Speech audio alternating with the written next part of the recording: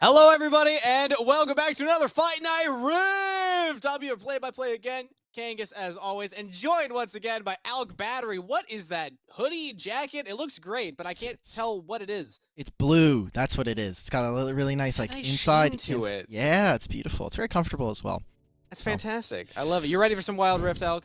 Yes, of course. I'm coming off of doing the qualifiers this weekend, so any and all Wild Rift, I just need it. I need it.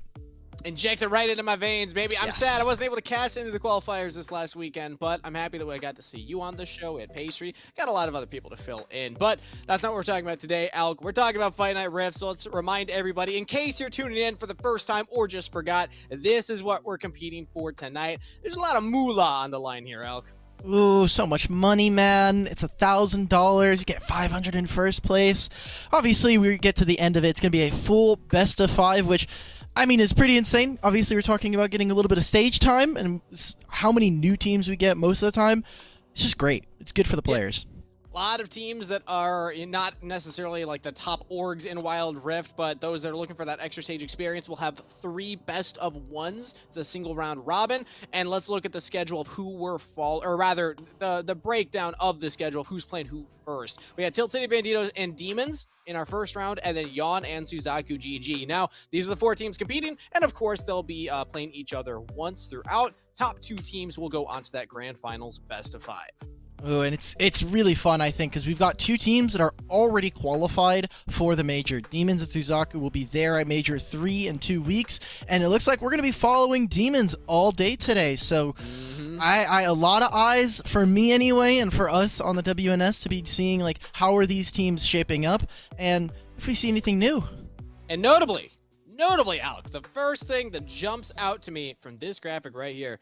There's only one team without a team logo this week. 2 weeks ago, all of them, or rather none of them, had a logo, so we had to draw subs. So we'll see as we're following Demons. If we have any downtime throughout the show, maybe I'll throw up the old paint and make them a logo as well. But it's good to see, you know, they're actually putting them together. Tilt City Banditos, they got a sick new logo also. I know that they were asking us our opinions on socials about it. I like the look of it. I was wondering when this is the old one. This is the one that has the Ergot one. I need them to re-up it, send it to production. Probably not today. It might be a little too late at this point, but get it in there because it does look cool. I know we voted for it, like you said, and I'm just a big fan. I was kind of surprised. I was like, where is it? I just want to know who the graphic designer was for it because all of the options were so cool. And like even the one that they have right now is cool. It's awesome to see, you know, teams put logos together. But whoever put those together, good job. A plus work right there. But let's take a look at the matchup ahead of us, Alk, because of course the first match will be Tilt City Banditos, the team that we're talking about with that beautiful logo, up against Demons, team without a logo here. Looking lane by lane, who's jumping out to you, Alk? Is there anybody that you're excited to see play today in particular? I'm gonna be honest, the mid matchup looks fun, and for Demons, they're rocking a whole new lineup. We have so many people kind of moved all over the place. I don't know if this is their final roster that we'll see. This looks very akin to the one that we saw at the end of the qualifiers this last weekend, where they had to swap a bunch of players and kind of move them out, put them in different roles. I'm looking at mid lane, and I want to see what the performance from Ian is, because him and Consequence are some of the longest standing players on TCB right now, and their development is really cool, talking with their coach. And a reminder for everybody that Demons, the team that we're following today, they did actually have a decent run at that last qualifiers. They are going to be in the next major based on their performance there. They got top 2, losing out to Reflection in that final best of 3, Alk, which you were actually casting that one, right? Yes, it was a lot of fun. We had me and Pastry Time were cutting it up. We had like the full quarterfinals on the first day, so we got to cast all 4 of those games. It was a bunch of sweeps for sure, but we got a full 8 or 9 games right afterwards on the second day. So between these 2, Demons I think should be the favorites, but Tilt City Banditos, I never want to count them out just because of how good they are to us. They're so nice. They're always the dark horse too. Every time yes. Tilt City Banditos, they come in and they can take games against some of the top teams because they just have that spice in their draft. Speaking of, we're already into it. First bands coming through here. It's the Fiora Lee Sin and Morgana taken away by TCB. Demons banding away Ziggs, Camille, and Twisted Fate. So they want to deal with all their side lane threats to start off. We're not going to have a lot of like hardcore split push options in this game. And I wonder what we'll get from the mid lane pool, just because Sumiao, formerly Johto of last year's Summoner Series fame, he has been spamming all of the melee assassins. A lot of Renekton. We saw a Yasuo game this weekend, to my chagrin, and we're getting, I think, a lot of really cool different picks that are not just the typical Zed and Riven. We're having a lot of Yasuo's pulled out by a lot of different teams in North America. I love it. Personally, I think it's fun. I know that you and TJ, for some reason, the color casters don't like it. It's fun if you're the play-by-play and you get to yell about it. But Olaf's locked in first for TCB regardless, so probably not seeing the Yasuo into that. There's something about saying last breath on broadcast is just like, it's so it's different, different, man. Yeah, it's great. Yeah, and it's a nice like slow takedown as well. When he's like lift him up, boom, explosion. Same thing with the play-by-play. This Renekton, like we said, is sort of a flex, so be on the lookout for that, as they're probably going to be looking for something a little bit fun. And the Kha'Zix to follow, I mean, cool. I guess we're just going in. We got some dive buddies. We need some more ranged members, however.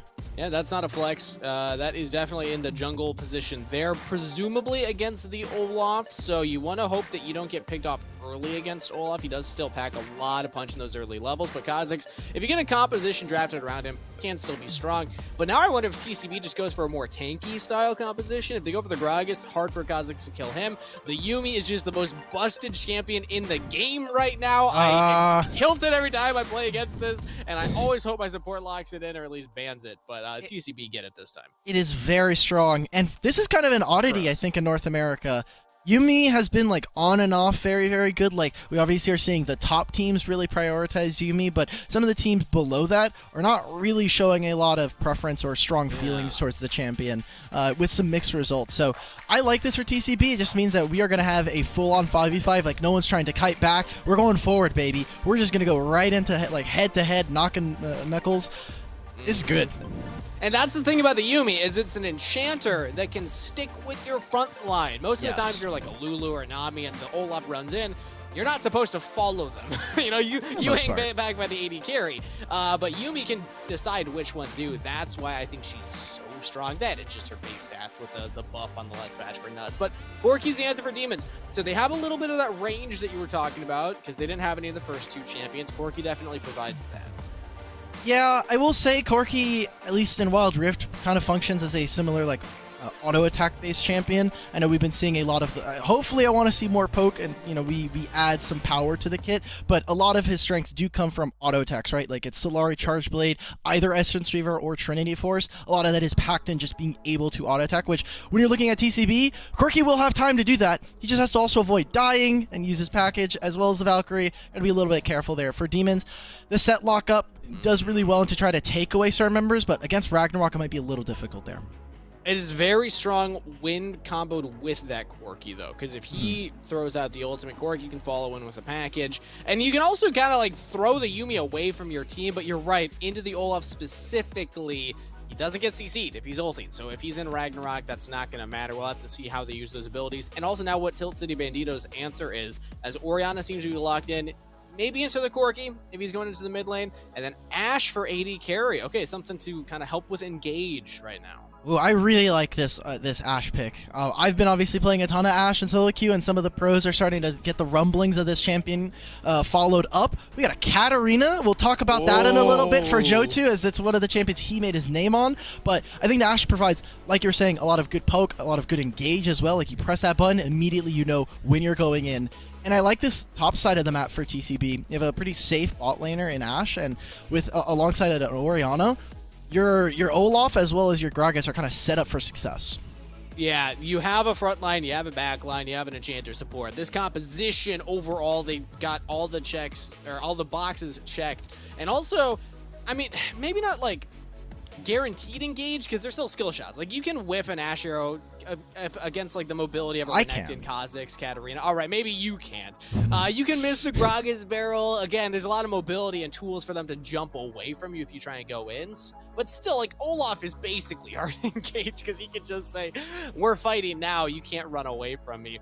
Demons with double assassins in their composition here. I don't know how I feel about it necessarily.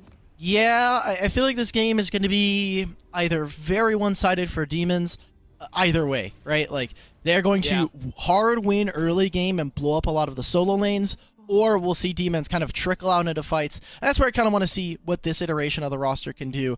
Kind of touching on your point that you said about the crowd control, I feel like TCB actually just kind of have to play back. As long as they can maintain range advantage, demons kind of just have to walk into crowd control. And I don't know about you, Kangas, but as a Katarina, I don't like getting hit with Assault plus Orianna Shockwave plus a Gragas comment. Like, just, no, I'm good. You know, fair enough. Yeah, they could just play the kite back style. They have fantastic tools for that as well, and many ways to disrupt Katarina ultimate as well. So the more you say it, the more I actually like that style. We'll see if TCB have the same read on it as we're looking at the early game. Jungle paths starting on opposite sides. That's always where I immediately look to see where that action could be. As also Yenna, nice trade against Consequence. Kangas, why are we talking about jungle pathing? You already know that these junglers, they're just going to run mid. That's all they do. This is all any other junglers do. They walk mid. It seems like Ian seems to have a different read on that, and both of them are actually going to take their Krugs. TCB will have information on this thanks to getting the vision down as well as hitting the Scryer's Bloom.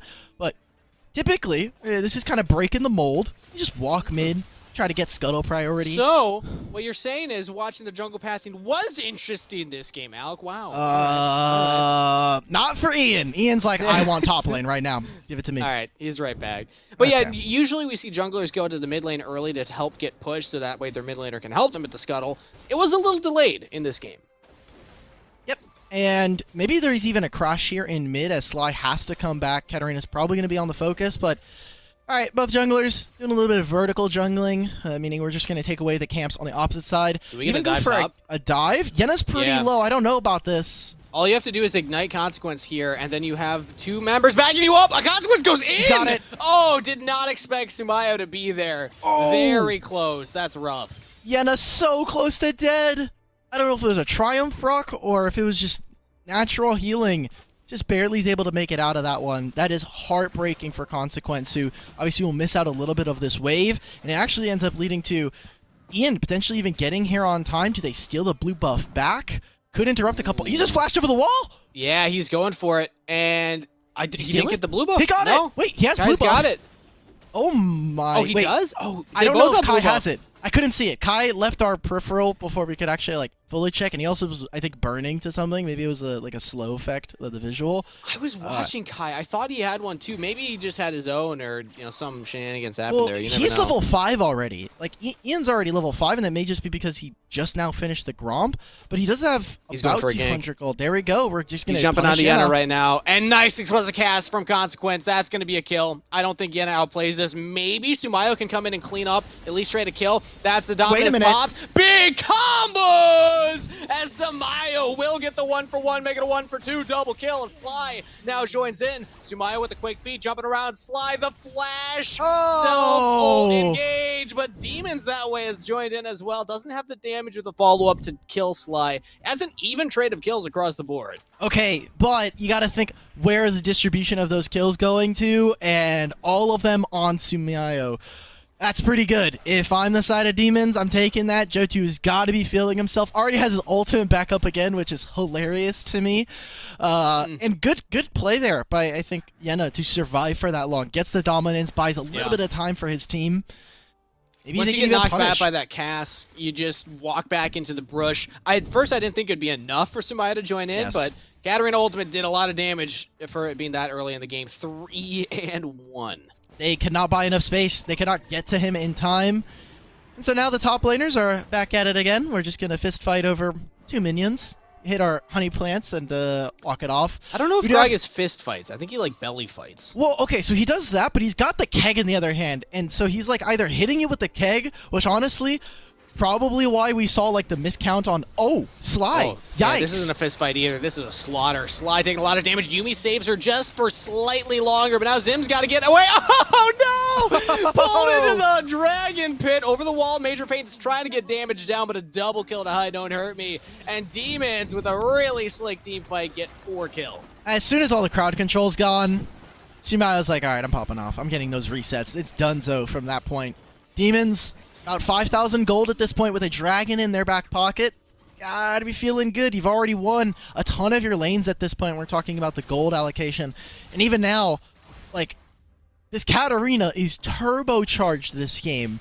They already have a death cap. They've got the jeweled pendant.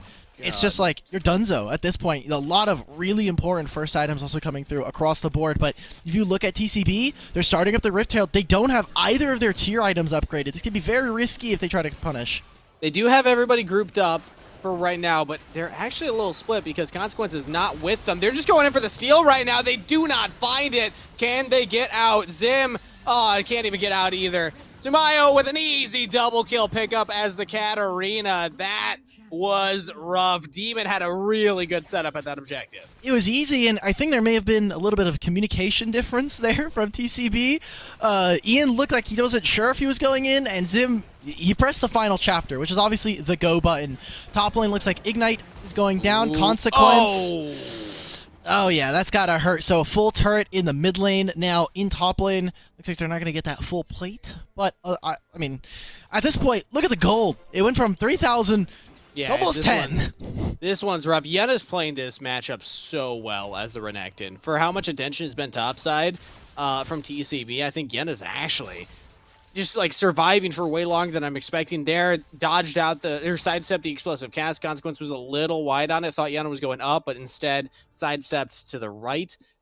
Really cool stuff. And you're right, the gold lead. I mean, at this point, Alk, this game's pretty much over. It's 9K gold at 6.5 minutes. It's a bit shocked, and honestly, I think this gives a little bit of confidence. I don't know how much I would say, like a percentage value, but Demons obviously playing with a kind of new roster. Yena was their jungler before. Hi Don't Hurt Me has been kind of swapping for a lot of teams to either play AD or support, and I think keeping your solo lanes as well as the support, I think, is really important. That way had some fantastic performances on Thresh this weekend, so I'm excited to see a little bit more out of this team. TCB, they got to look for Hail Marys at this point if they can find anything, as Consequence gets 2v1'd in the side lane there. Yena, it looks like flash to engage with Sumayo nearby. How well can Demons just finish off this game? They have a solid 10,000 gold lead at 7 minutes in. It's 2-12 on the scoreboard for crying out loud. TCB, they're just doing their best to hold onto their turrets, maybe get some of their jungle camps if they can, but Demon, they're not even letting them into their jungle. Nope, you do not get to have access to this. Sumayo just going for the solo? Okay, flash away. Slowed by Yuumi, but actually escapes. Kai's now maybe got baited in, trying to save the mid laner. Yuumi ult goes down, but it wasn't communicated well enough. The shockwave whiffs as well. One kill. That's the poor down. Look at Sumayo. Rejoin the fight, looking for the resets. Can't quite find him without the ultimate. Does have the damage, but it was just to keep everybody from DCB in the fight. So Hi Don't Hurt Me can clean up the double kill. They've got everything, and TCB thought they were going to get out of that scot-free. Bad news, guys. Maybe this is bullying, Kangas, and stop me if it is. Okay. I think TCB would have had... All right, well, they would have had a better chance if they had their new logo. That's all I'm going to say. Ooh. I mean, if they just, gave us the PNG, please stop using JPEGs, everybody. PNGs are better. True. I don't know how exactly. Okay, I'm glad we're aligned on that one. PNG gang all the way, yeah. Okay, awesome. If they just would have slid that to us, this wouldn't have happened. They obviously would have won the 1v2. Consequence would have been the best Gragas we've seen in North America. It's kind of a graphics difference. It could be. Could potentially be here. But for right now, it's going to be a team fight difference. They got to go for a team fight 13,000 gold behind for this next dragon. As Sumayo goes in, that's really good from Consequence, actually. Playing front line. I want to see Ian just commit to this. He's playing around like he doesn't know if he wants to. That was the window to go in, honestly, while Demon was split. But now they're onto the dragon.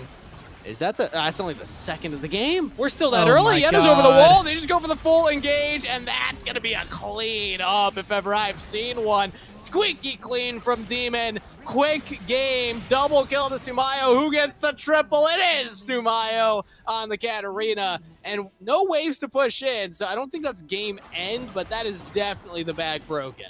Yep. And they'll have the Rift Tailed in their back pocket if they need to really end this game. I'm glad Demons are looking strong. I had some worries getting 2-0'd in the finals versus Reflection.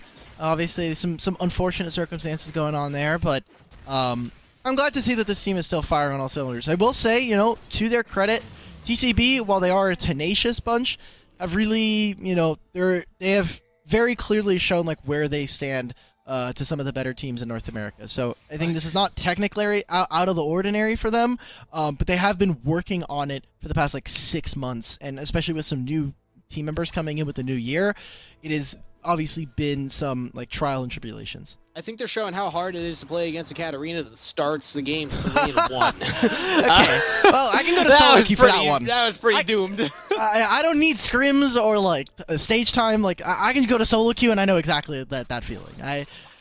This was just really well coordinated between their two solo laners and kind of the rest of the team kind of following up, like Demons in that way, or that way, and I Don't Hurt Me really didn't have to do all that much from the bot side. We didn't see Zim and Ian kind of take over the game like we would want to on an Olaf.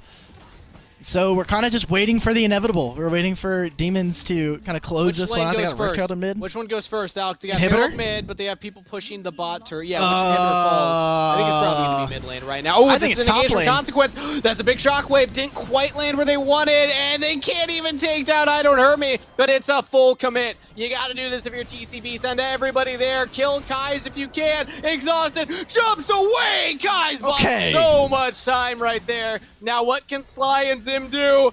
They got the shields, they got the heals and the movement speeds. Now get the damage out of I Don't Hurt Me, throw it at the Corki. They cannot.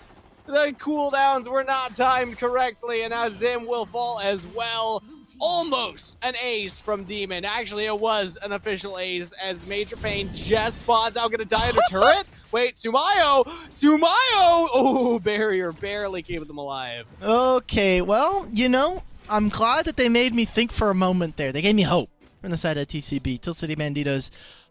Their mid laner, Sly and Yumi, all that shielding, all that healing, couldn't really deal with it for a little bit, but once they're able to get into range, Demons just kind of took them apart, and that's 20,000 gold at 12 minutes, Kangas. Yep.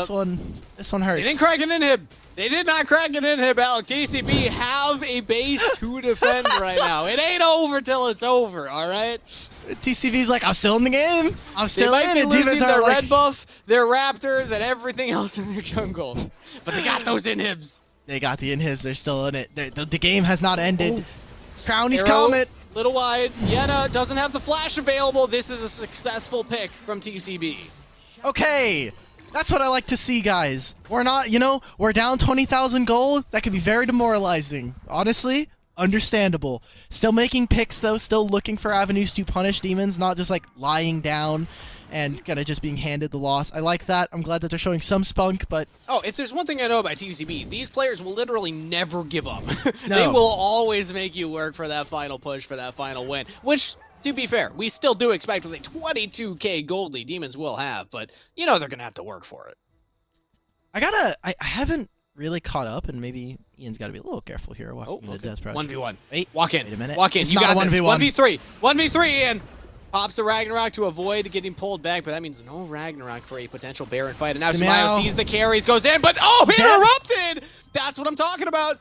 There's a lot of tools to stop the Katarina ultimate on TCB's composition. Now they can charge forward. Baron very low. If they get the steal, Ian doesn't have the smite. He has to go in. That's package used. Baron secured. I Don't Hurt Me repositions. Ian's still alive. Pulled back in. Demons that way with a massive team fight ultimate engage. And a 4-champ face breaker. Killing spree to Kai's. Killing spree to that way. Demons with a clean game 1 victory. Katarina, our Lord and Savior, thank you for sacrificing yourself so that we may achieve this win.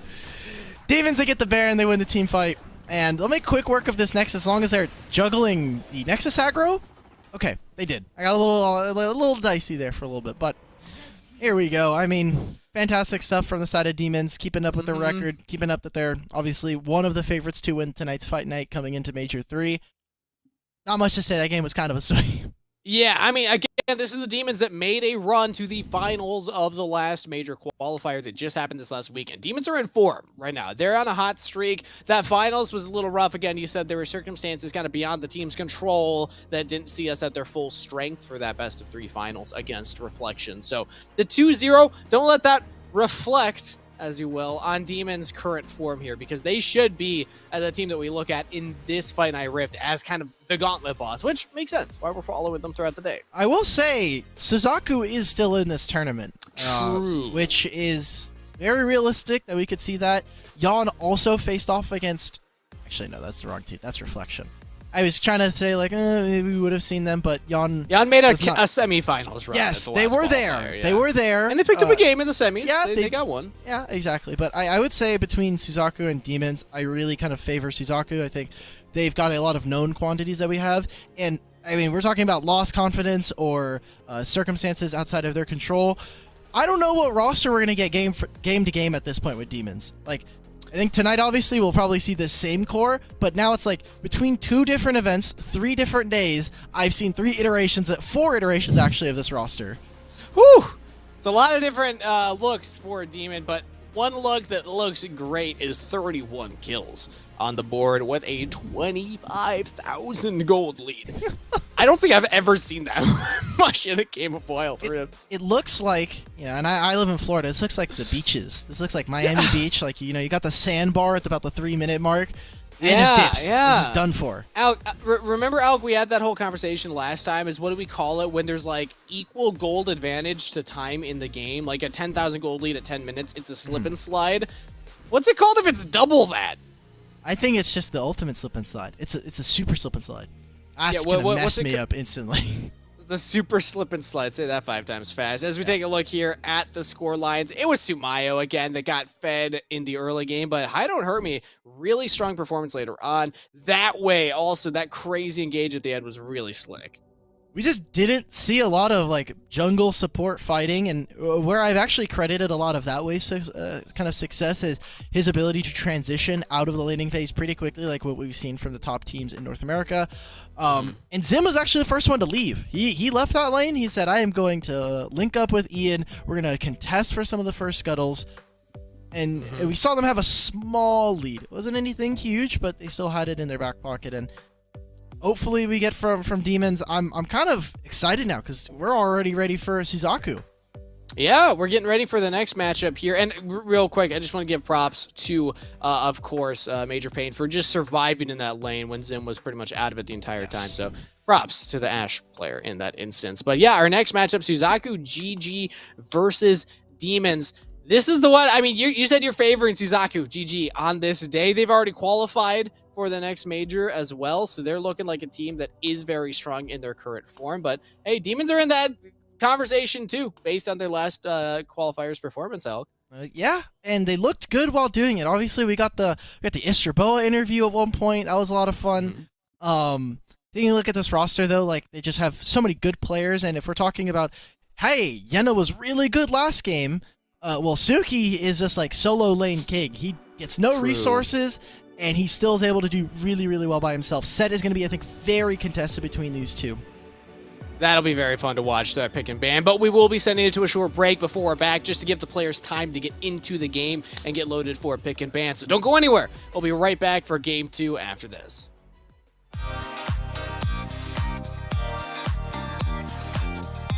Introducing Fight Night Rift, a bi-weekly Wild Rift event hosted by GiantSlayer. 4 teams will be invited to compete in a round-robin, best-of-1 format, where the top 2 teams in the round-robin will play in the finals to decide the winner of that week's Fight Night. And the best part of it all, anyone can join.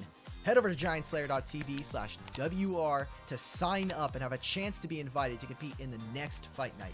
Our hope with the Fight Night Rift is to create a place to develop North American talent in a grassroots environment. Will you be the next Fight Night Rift champion? We'll see you on the Rift.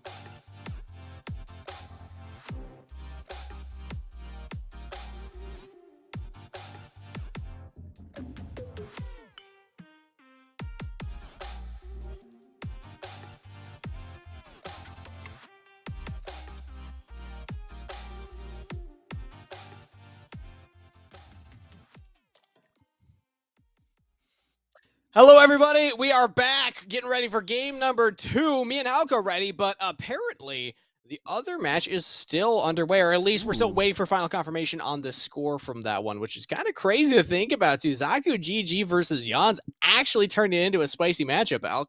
You know, Suzaku hasn't really been on stage for a little bit. It's been a while, and I'm starting to think that Jan, they have definitely pushed some of the better teams, right? Obviously sending Side of Reflection to a 3-game series. There are some good things that I like from Jan. I just want to see them kind of clean it up, and so maybe if they win, we can take a look at that. Okay. I mean,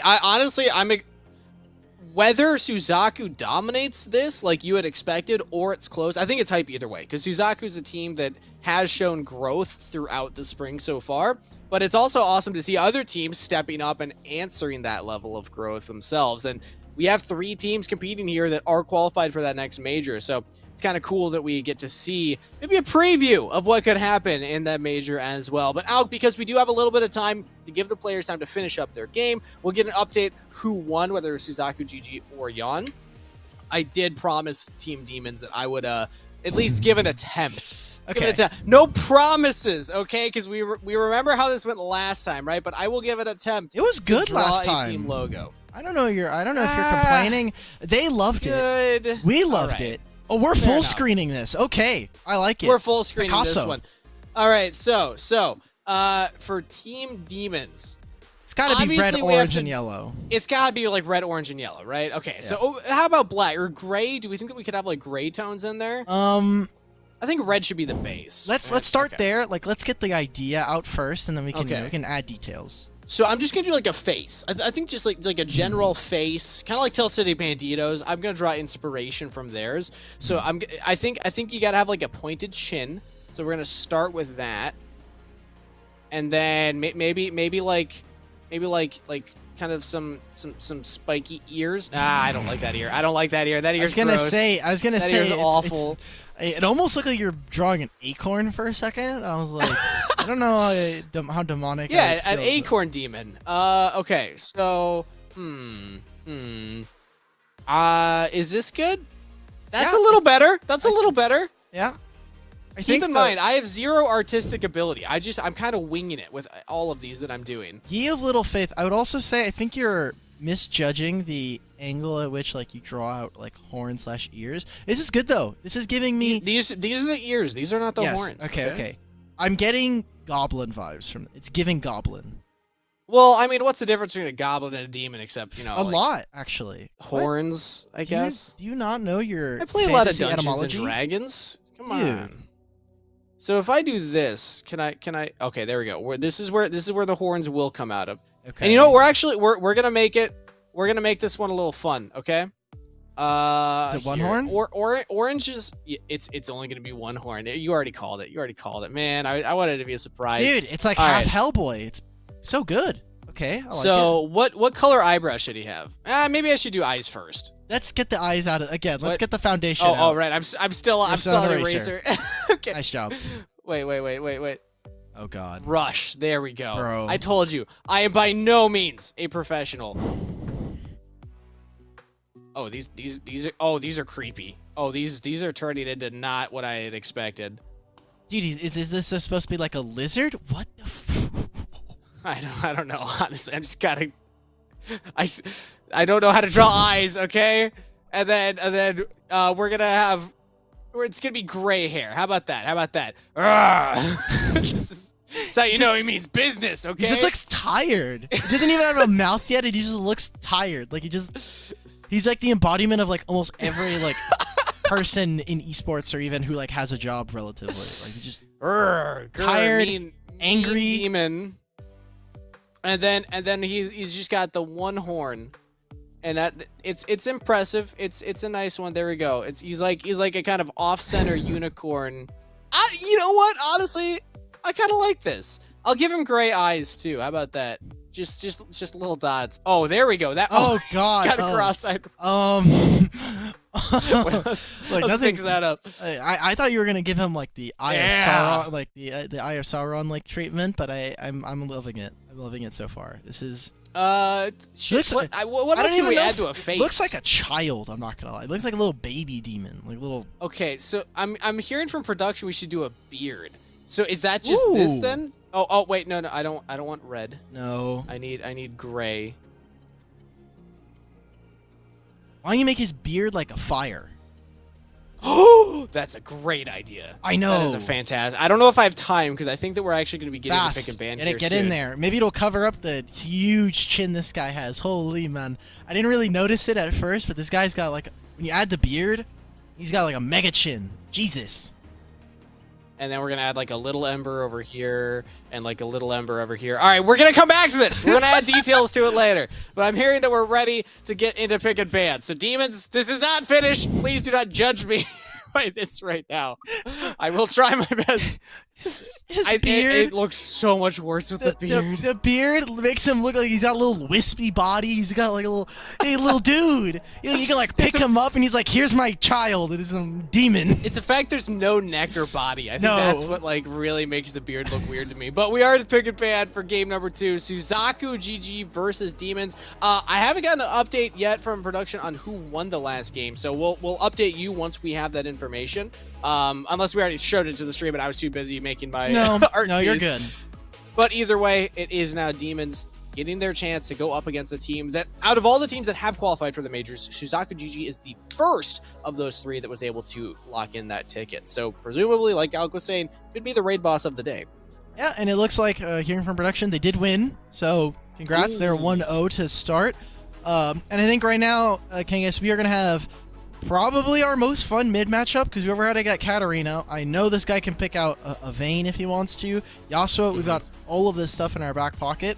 And Premonition is our big assassin player. So, like, Zed being taken away, which makes me sad. I hope we don't see Fizz. This champion Blue is just terrible, just awful, so bad. Just give me another assassin.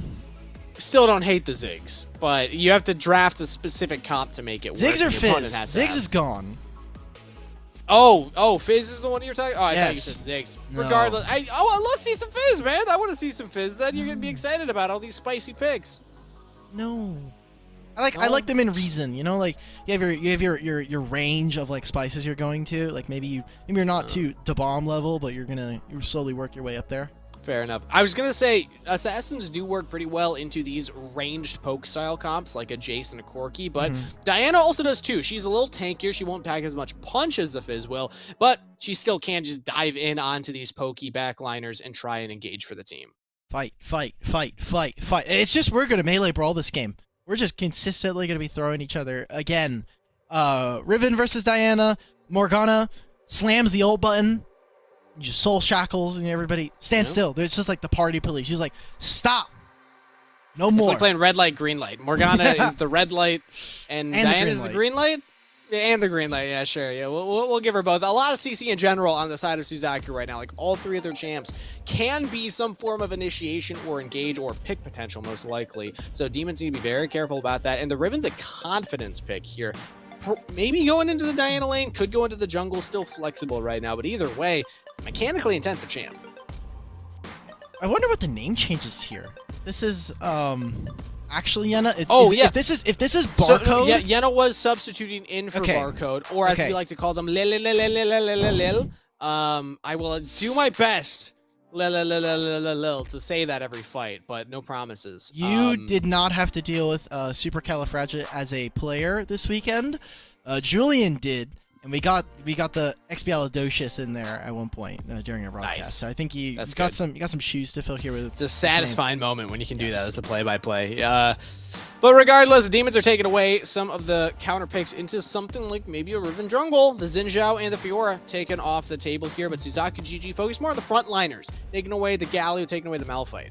Interesting. We're not seeing a lot of marksmen so far. Like Corki's already been picked, so you can flex that. I'm going to just make like an assertion that I think that this is going to be barcodes Riven. That's what he's known for on the ladder. I mean, there's like a million barcodes, but the one in the C9 in-house server, he's a big Riven player, so I'm assuming that's going to be going up there. Jace is going to be hitting mid lane. But now is this Jace jungle? Because now you have... okay. Okay. I don't know. I was going to start predicting what Demons could lock in for their carry if it is Corki in the mid lane. Probably Corki in the bot lane. We've been seeing a lot of that. But I was going to say they could go for a Varus because then they have triple poke, but maybe that's too much. So Suzaku, still CC on every single champion. Like all 5 of these champions in some form or another can pull that go button and start a fight if they find somebody out of position. That's sometimes scary because it's not like they're necessarily lacking for too much damage either. They don't have like a big, massive punch. Maybe Set would be that, Varus to an extent, but still all of them layered on top of each other will be enough damage because there's no like primary tank on Demons.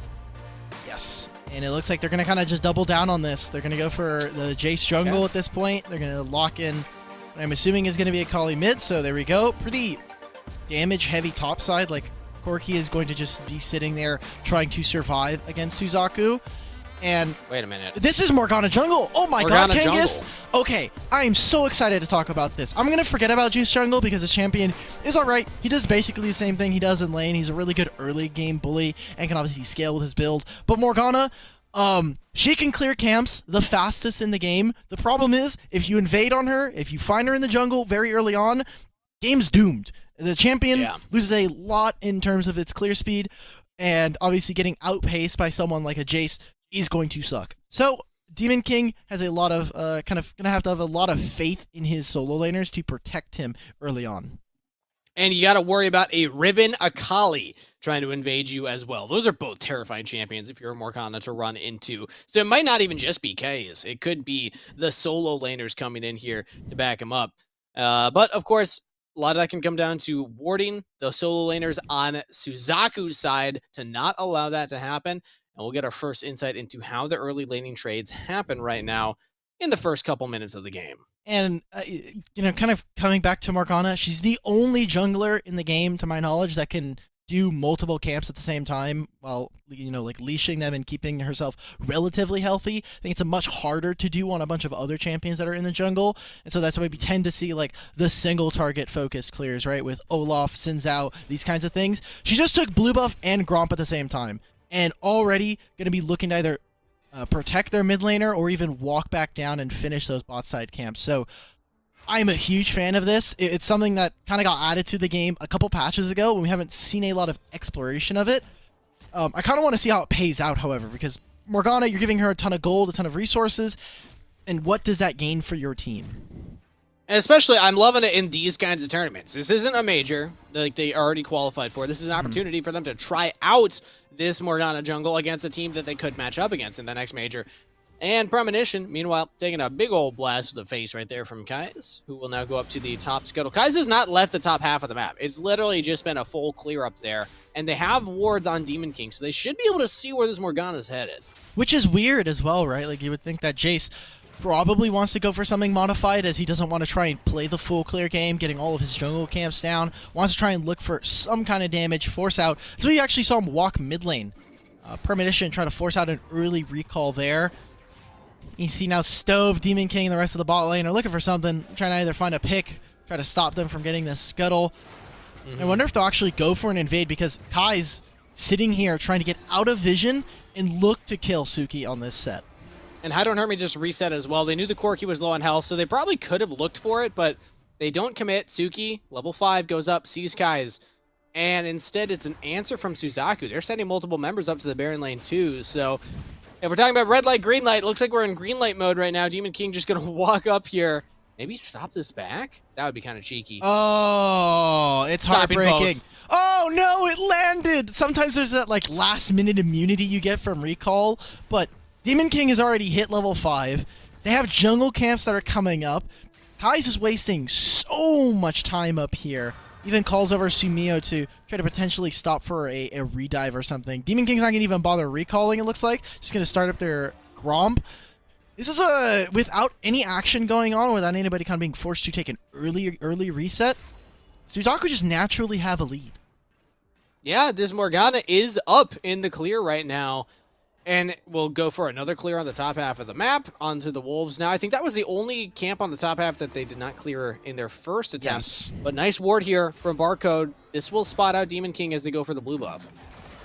If you get really cheeky with it, you can try to avoid getting seen by the ward. If you like, you have to like aggro the minion, have it walk into the bush, walk into the brush. It's really tight as well, as depending where the ward is, they will just obviously immediately see you. I wonder if they actually... We didn't see any pings, so I'm going to just assume that they did see it and didn't decide to communicate it. But yeah, you can see the tormented soil at least. Oh, Kangas. I don't wanna out you, but he's tormented shadow now, gamer. Oh, man. I told Smacks about this. I hate it when they do that to me. Do you know how long it's been tormented shadow? It kind of got me off guard, but it's been like that for like 4 seasons now. Wow. Yeah. Huh. That shows me for not reading the names of abilities on every single okay, patch Twisted update. Twisted Fate, you get mad at me if I call it Destiny Gate. But, you know, True. Tormented Shadow's off the list, guys. We're 1 for 1. We're 1 for 1.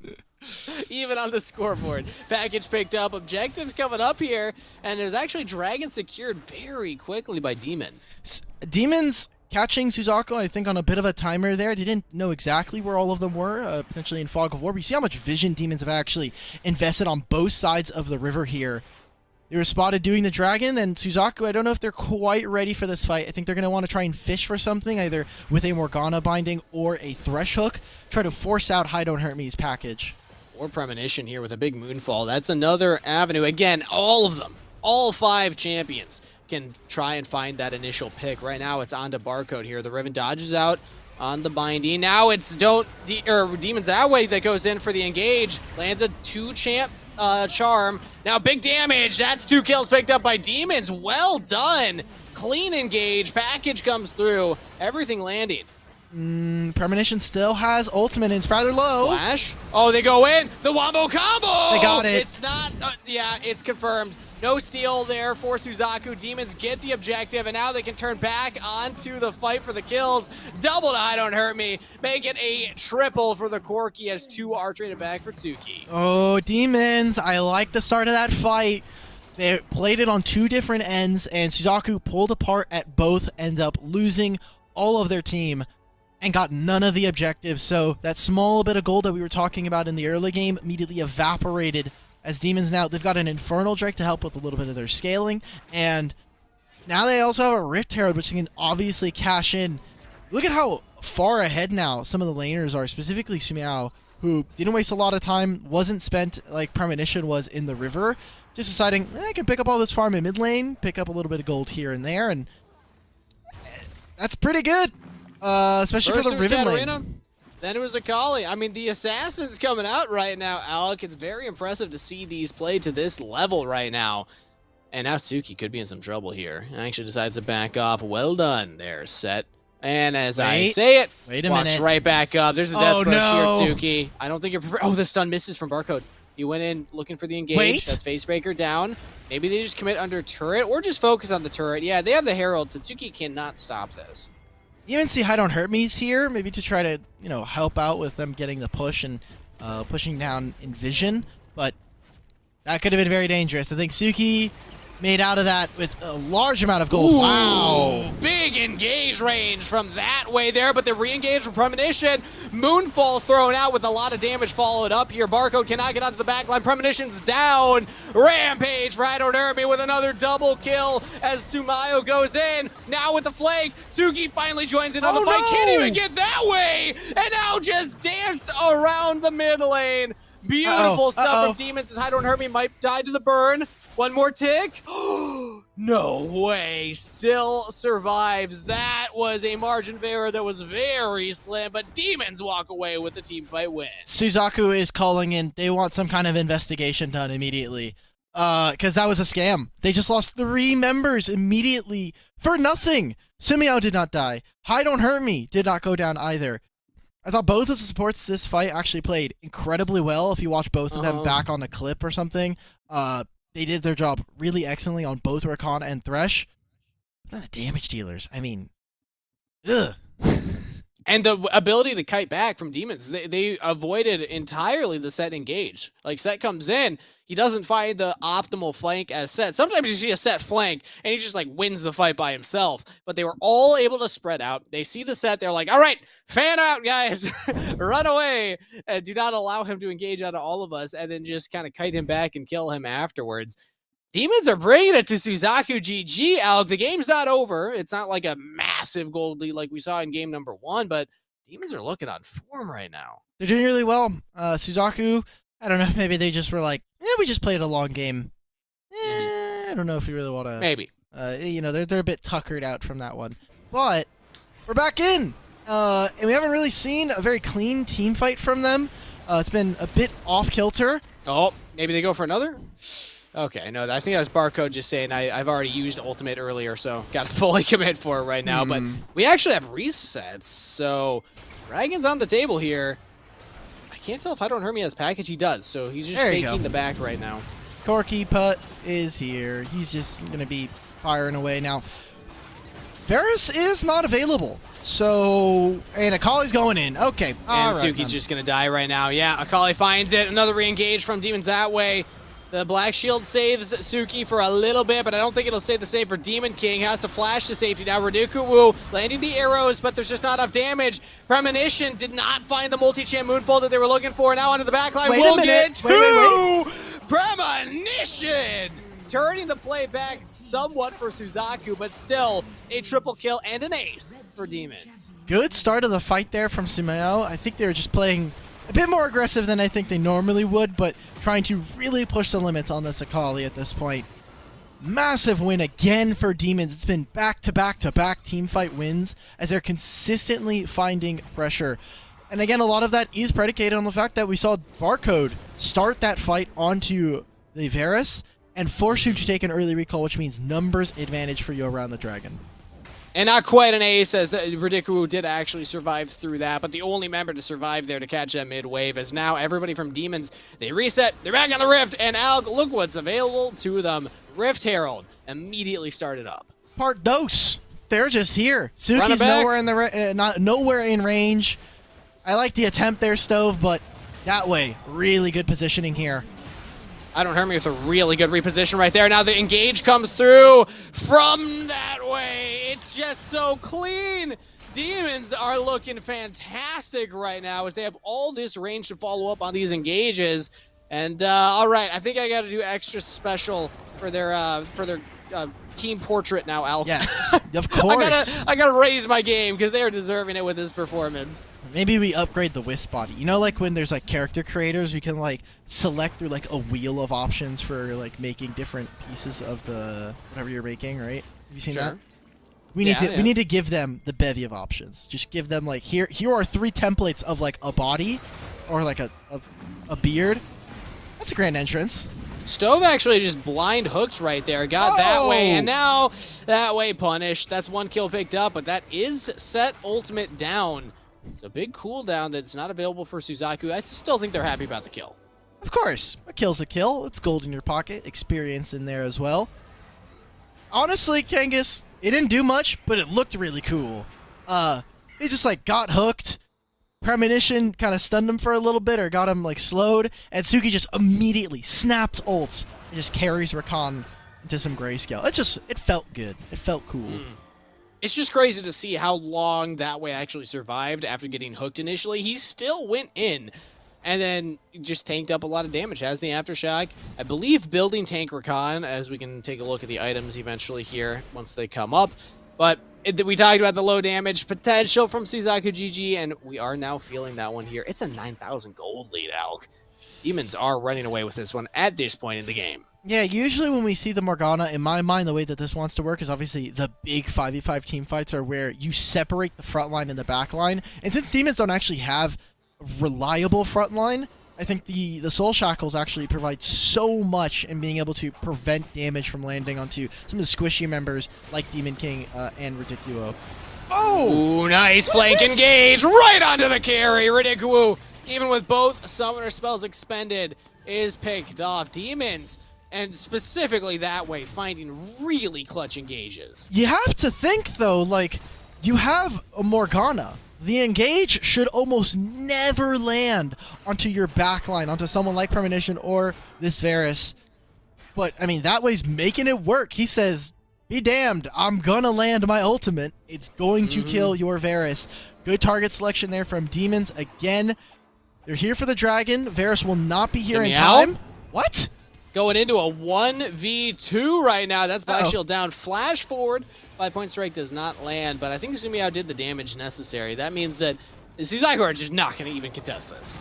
They haven't been contesting any of the Drakes at this point. It's been one team fights around the Rift Herald where we've seen Demons really take it to them. Fantastic stuff. I'm proud of Demons right now. I think they're showing a ton of really good looks. And, you know, there is some comfort here. Xin is on Corki. It's not quite Jin, but it's close enough in my mind. And you got Barcode on Riven, which is all you can really ask for.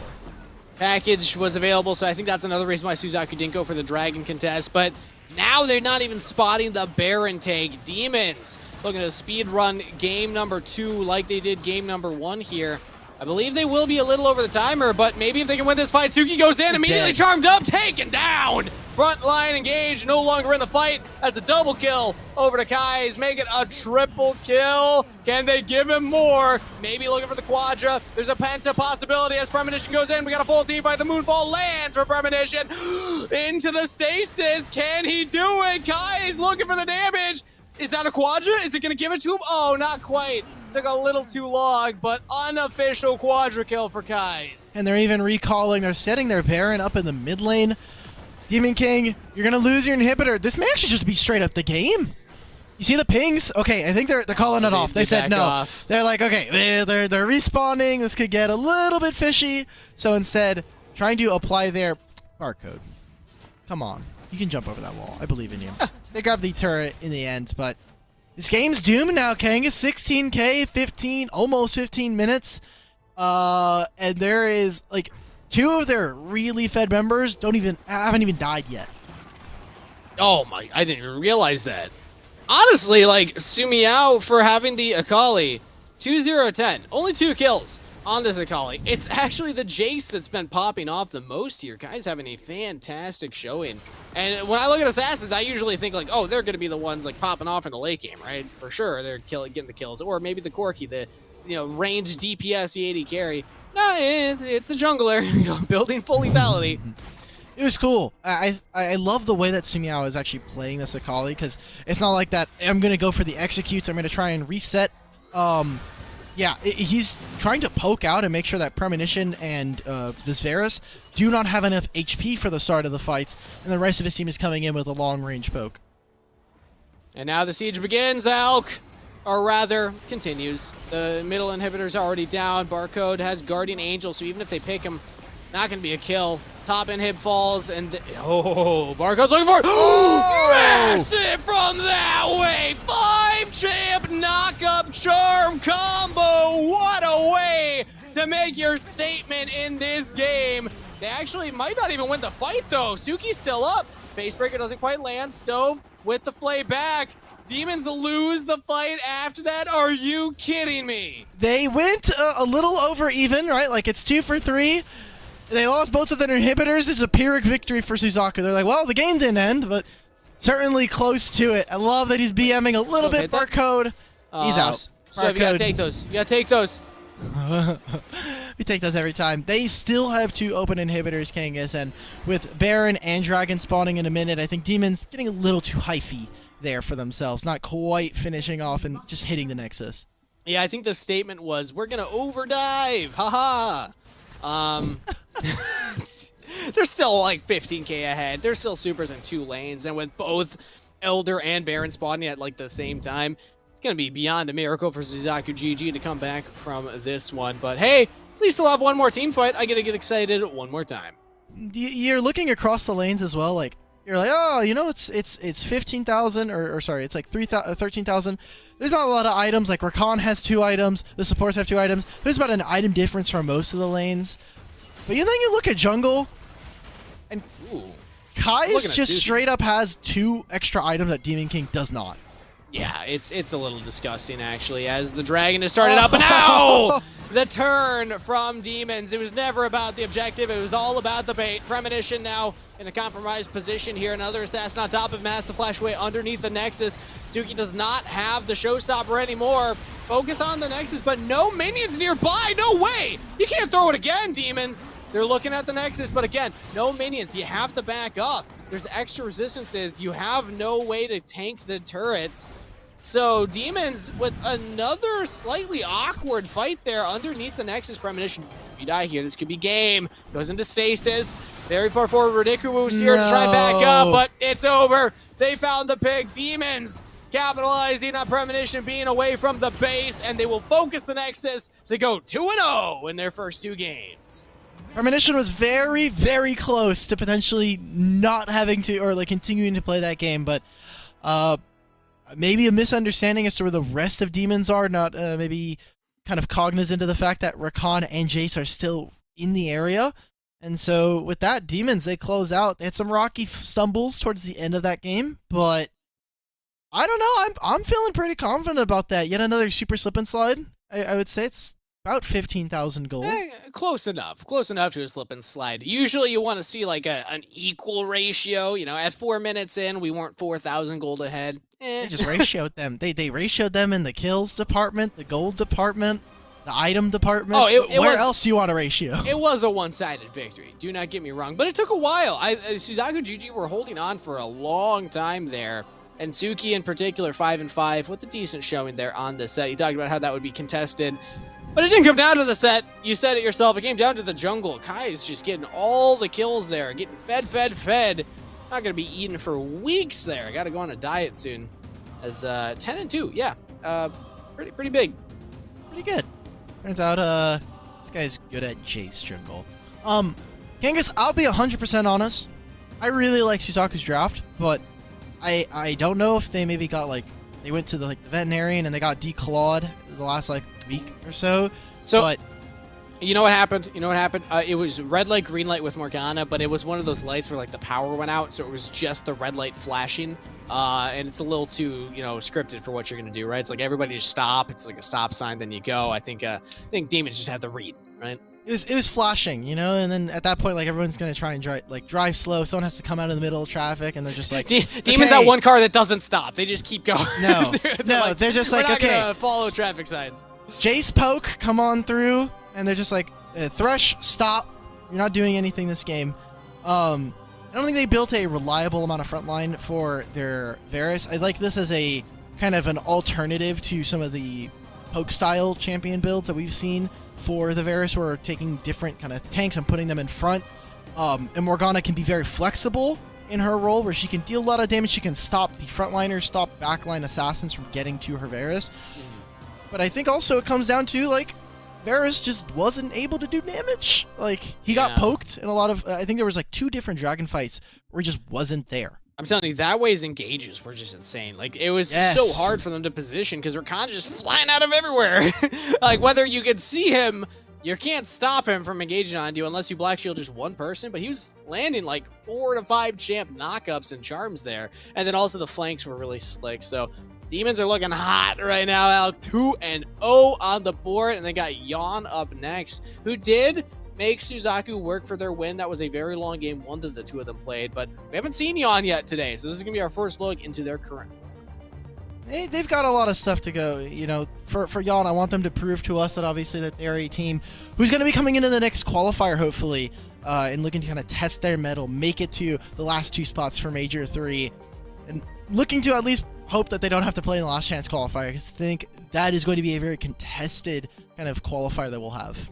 Exactly. The last chance qualifier is it's always close. It's always close, Alk, with the teams trying to battle their way into the regionals. But that's going to be it for game number 2. We will be sending it to another break here while we wait for the other match to finish up. That one is, of course, so we just had Suzaku GG. It's going to be Yawn versus Tilt City Banditos. There we go. As I'm trying to remember. I thought we were following Demons. I thought we were following Demons all day. That's our next game, but we're waiting to see Yawn versus Tilt City Banditos finish up because their match is still going on. So as we send it to a break till we await the winners of that, stick around. We'll be right back after this.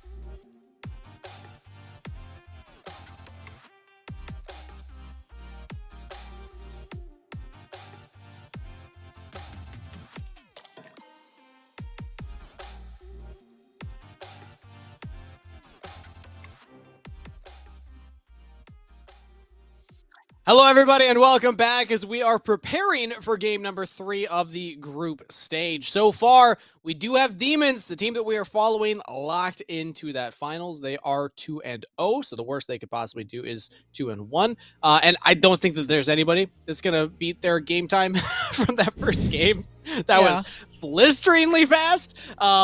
So yeah, it's looking likely that they will be going into the finals. So maybe not 100% locked, but looking like it. We are still waiting for Jan versus Tilt City Banditos to finish out. Alk, they are taking their time with that game. They want to make sure, both of them, obviously. I think if they win, going 1-1, it's got to feel really good. If you're Tilt City Banditos, going 1-1 still keeps you in the running. And Jan do want to try and be that team that goes to the finals alongside. So, okay, good. I was going to ask if we could take a look at the standings. Demons obviously 2-0.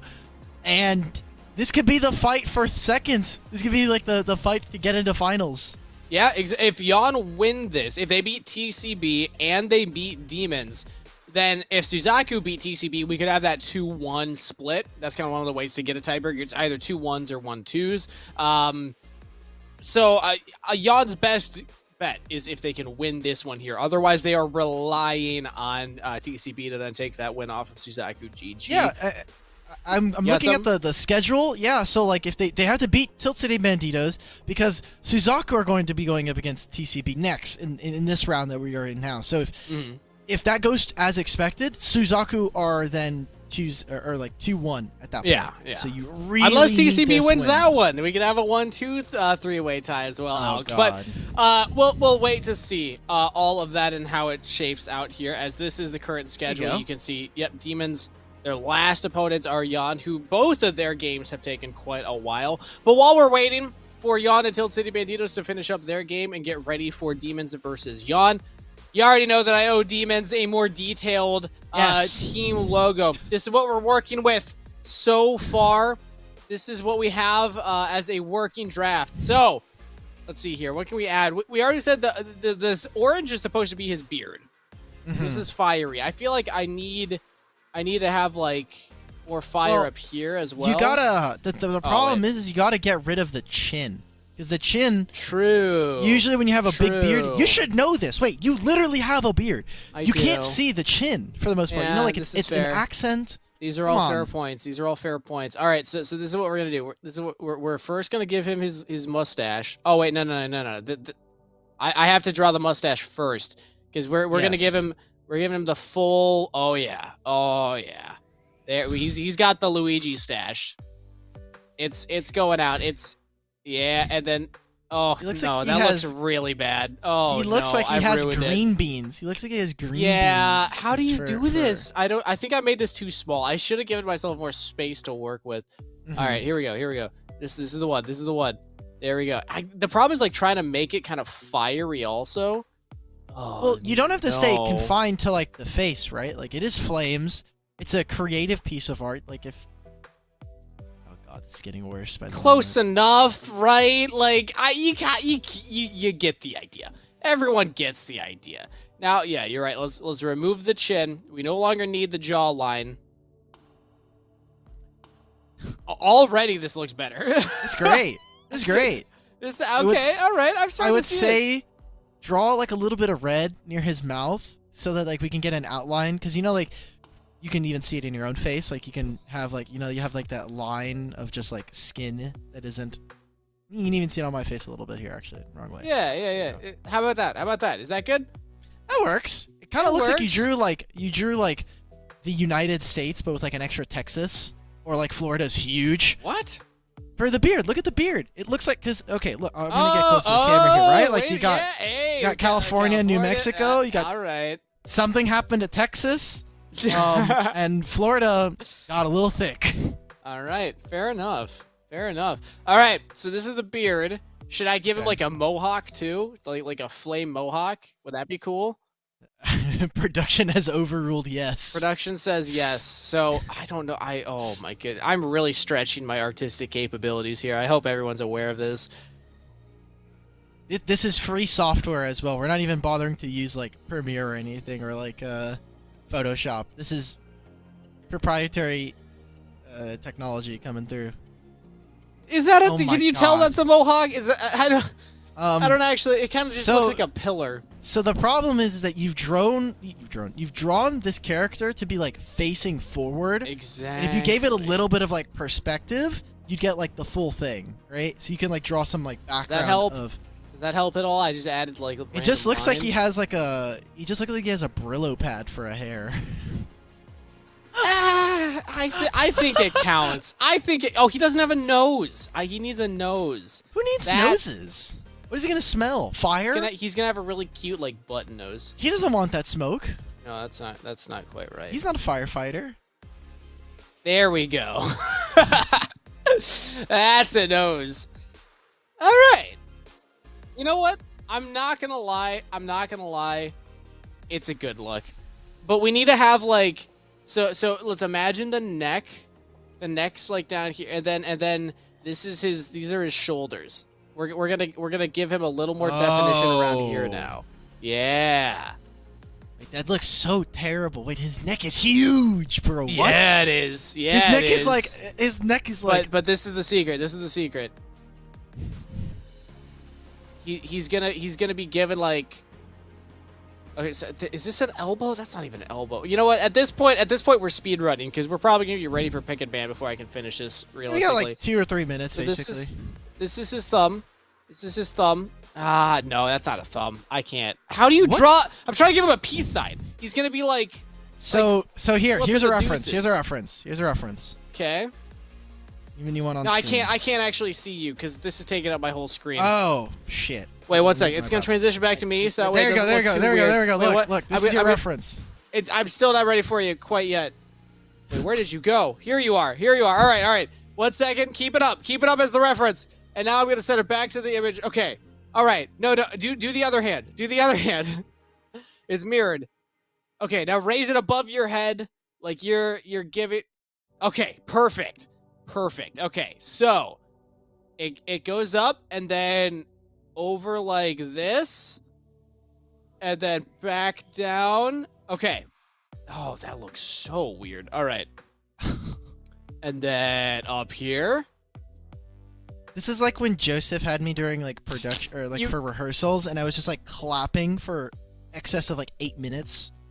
He's got really thick fingers. That's what we're learning about. He's a this demon. guy. Of course he does. True. This guy's built. And there we go. And the forearms are a little janky. You know what? No. You know what? It's like my forearm, actually. If we're taking the time to the hand is stayed. I'm not gonna get the hand any better. Let's be honest. But we can make this better. We can clean this up. I already have an idea. I already know what to do. When in doubt, do you need me to model the arm as well? just make him really buff. That's all you gotta do. That's all you gotta do. And then this. Okay, we're just gonna. Oh, there we go. Little elbow. There we go. And then this is that's us. the forearm. There we go. That's the hand. And then how does one connect an arm to a No arm? shot, dude. Are there Come any on. artists? Are there any You artists literally- in the chat? Are there any artists in the chat? I don't know how to do this. We're hiring Twitch chat to finish this. There we go. And then that's him. Dude, what are his proportions? You don't need to worry about it. And then you know what? We're giving him a tank top as well. Dude. There we go. Kangas, aren't you like an arm wrestling guy? Like, shouldn't you know how like an arm connects to the body? You know what? I've never really paid that much attention to it. But there we go. That's it. I think that's a winner. I think that's a winner right there. This is Demons, everybody. This is my artistic creation for Team Demons. He looks I have like all me this when I'm not space over on centered. the right here. Should I put anything over here? That's what I was gonna say. He looks like me when I'm like not centered in the camera. So like, Right? like when you're like a broadcaster, you're just like not paying attention to where you're standing. I feel like I could just make a second one over here. Like, You with could. The other So arm if you're in raised. paint, you can click the select tool. It looks like it like dashed lines in a box. Okay. And, like, drag over it. Oh, can I You should just be able to move it. can I literally just? Yeah, you can move it. Okay, copy. No, and no, now- you don't have to do that. You can just move it. Just click on it. Just click. Okay. Yeah, well, but now I have two of them. This is can I flip this? Can I mirror no, it? you can't. Oh wait, you can rotate. Invert? Invert? Wait, rotate? I think it's got to be invert color. This is hilarious. No, invert color is going to look terrible. Invert color is going to make how to do this together, everybody. Flip horizontal. Yeah. Look at my creation. We've gone from one Kangas to is it a Kangas or is it like a Kangai? Kangai. Yeah, I think that's the correct plural form. All right. Wonderful. This is honestly this is better than I expected it to be. Although now I'm realizing how like misshapen the head is here. It's just kind of like it's not. Not everybody has like a round, like a super like this perfect is the lesson. circle head. This is the lesson for the kids out there. Don't let perfect be the enemy of good. It's a lesson. If you learn it early in life, that can take you very far in a lot of different fields. I like that. Strive to do good work, not perfect work, and I take that one to heart on my broadcasts. Everyone that I thought the way you were going with that, you just strive for good enough. You know, just good enough. I mean, really settle them. I think for any aspiring artists, one thing that you can kind of use that you saw Kangas there do is if you need to check your line work, you need to check on like how your art is looking, invert it. Like literally have them side by side, and you'll see like, oh, this is like misplaced here. I know myself and a couple of other people who like tend to use Photoshop a lot. That is something that we actually use quite a bit. And like superimposing, you'd be like, you know, like I don't like how this is shaped. Helps a lot with perspective. All right, I just got to send this to production real quick. I think they asked for a PNG. I don't think I have the ability to... Oh, wait, can I make one for them real quick? We were just talking about PNG gang. I think I can do it. I think I can do it. All right. Demons PNG. I believe I've created a file for them. And now production, you should be seeing this pop up in the chat very soon. Alk, fill for me real quick. Also, wait, how come you never do these? Alk has yet to do any art live on broadcast. Okay, to be fair, you haven't given me space to do it. You're just like, you know, you're gung ho about it. You're like, I'll do it, and I'm like, good for you. I'm happy for you, brother. You're really, you got the spunk, the gumption to go for it.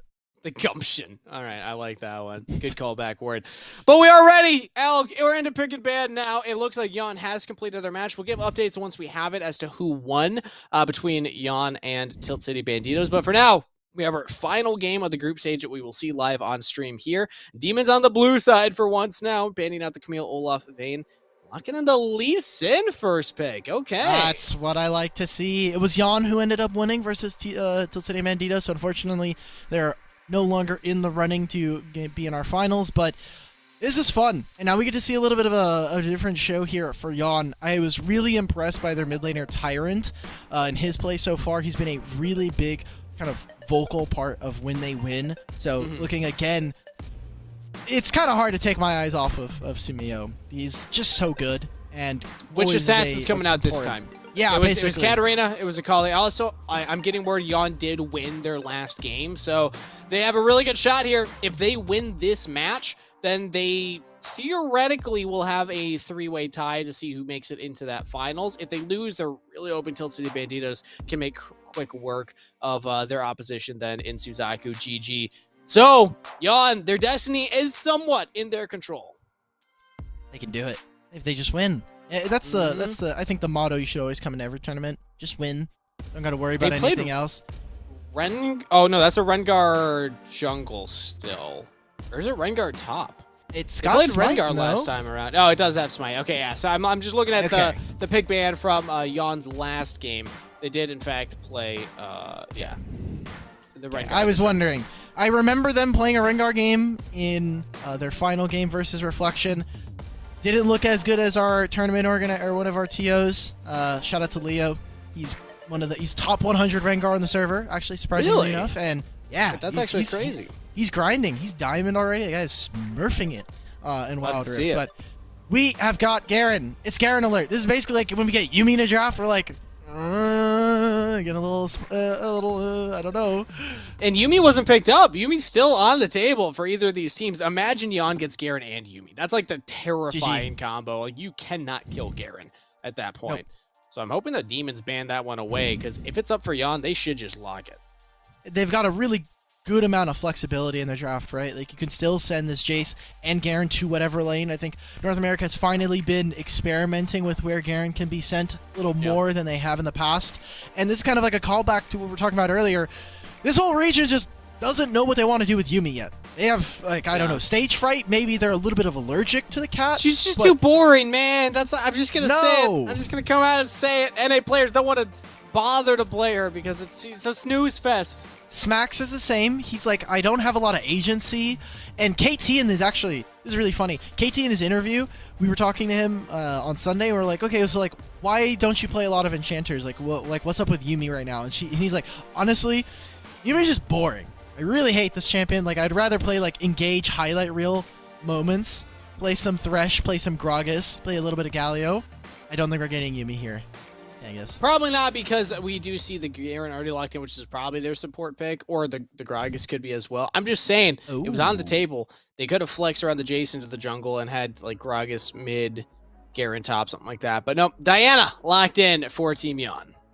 Says most assuredly their mid laner. We've seen a little bit of Diana jungle play so far in the qualifiers, but kind of not expecting it for the most part. So for Demons, they want to build out a pretty robust front line. I think Riven kind of serves that. What is their support going to be?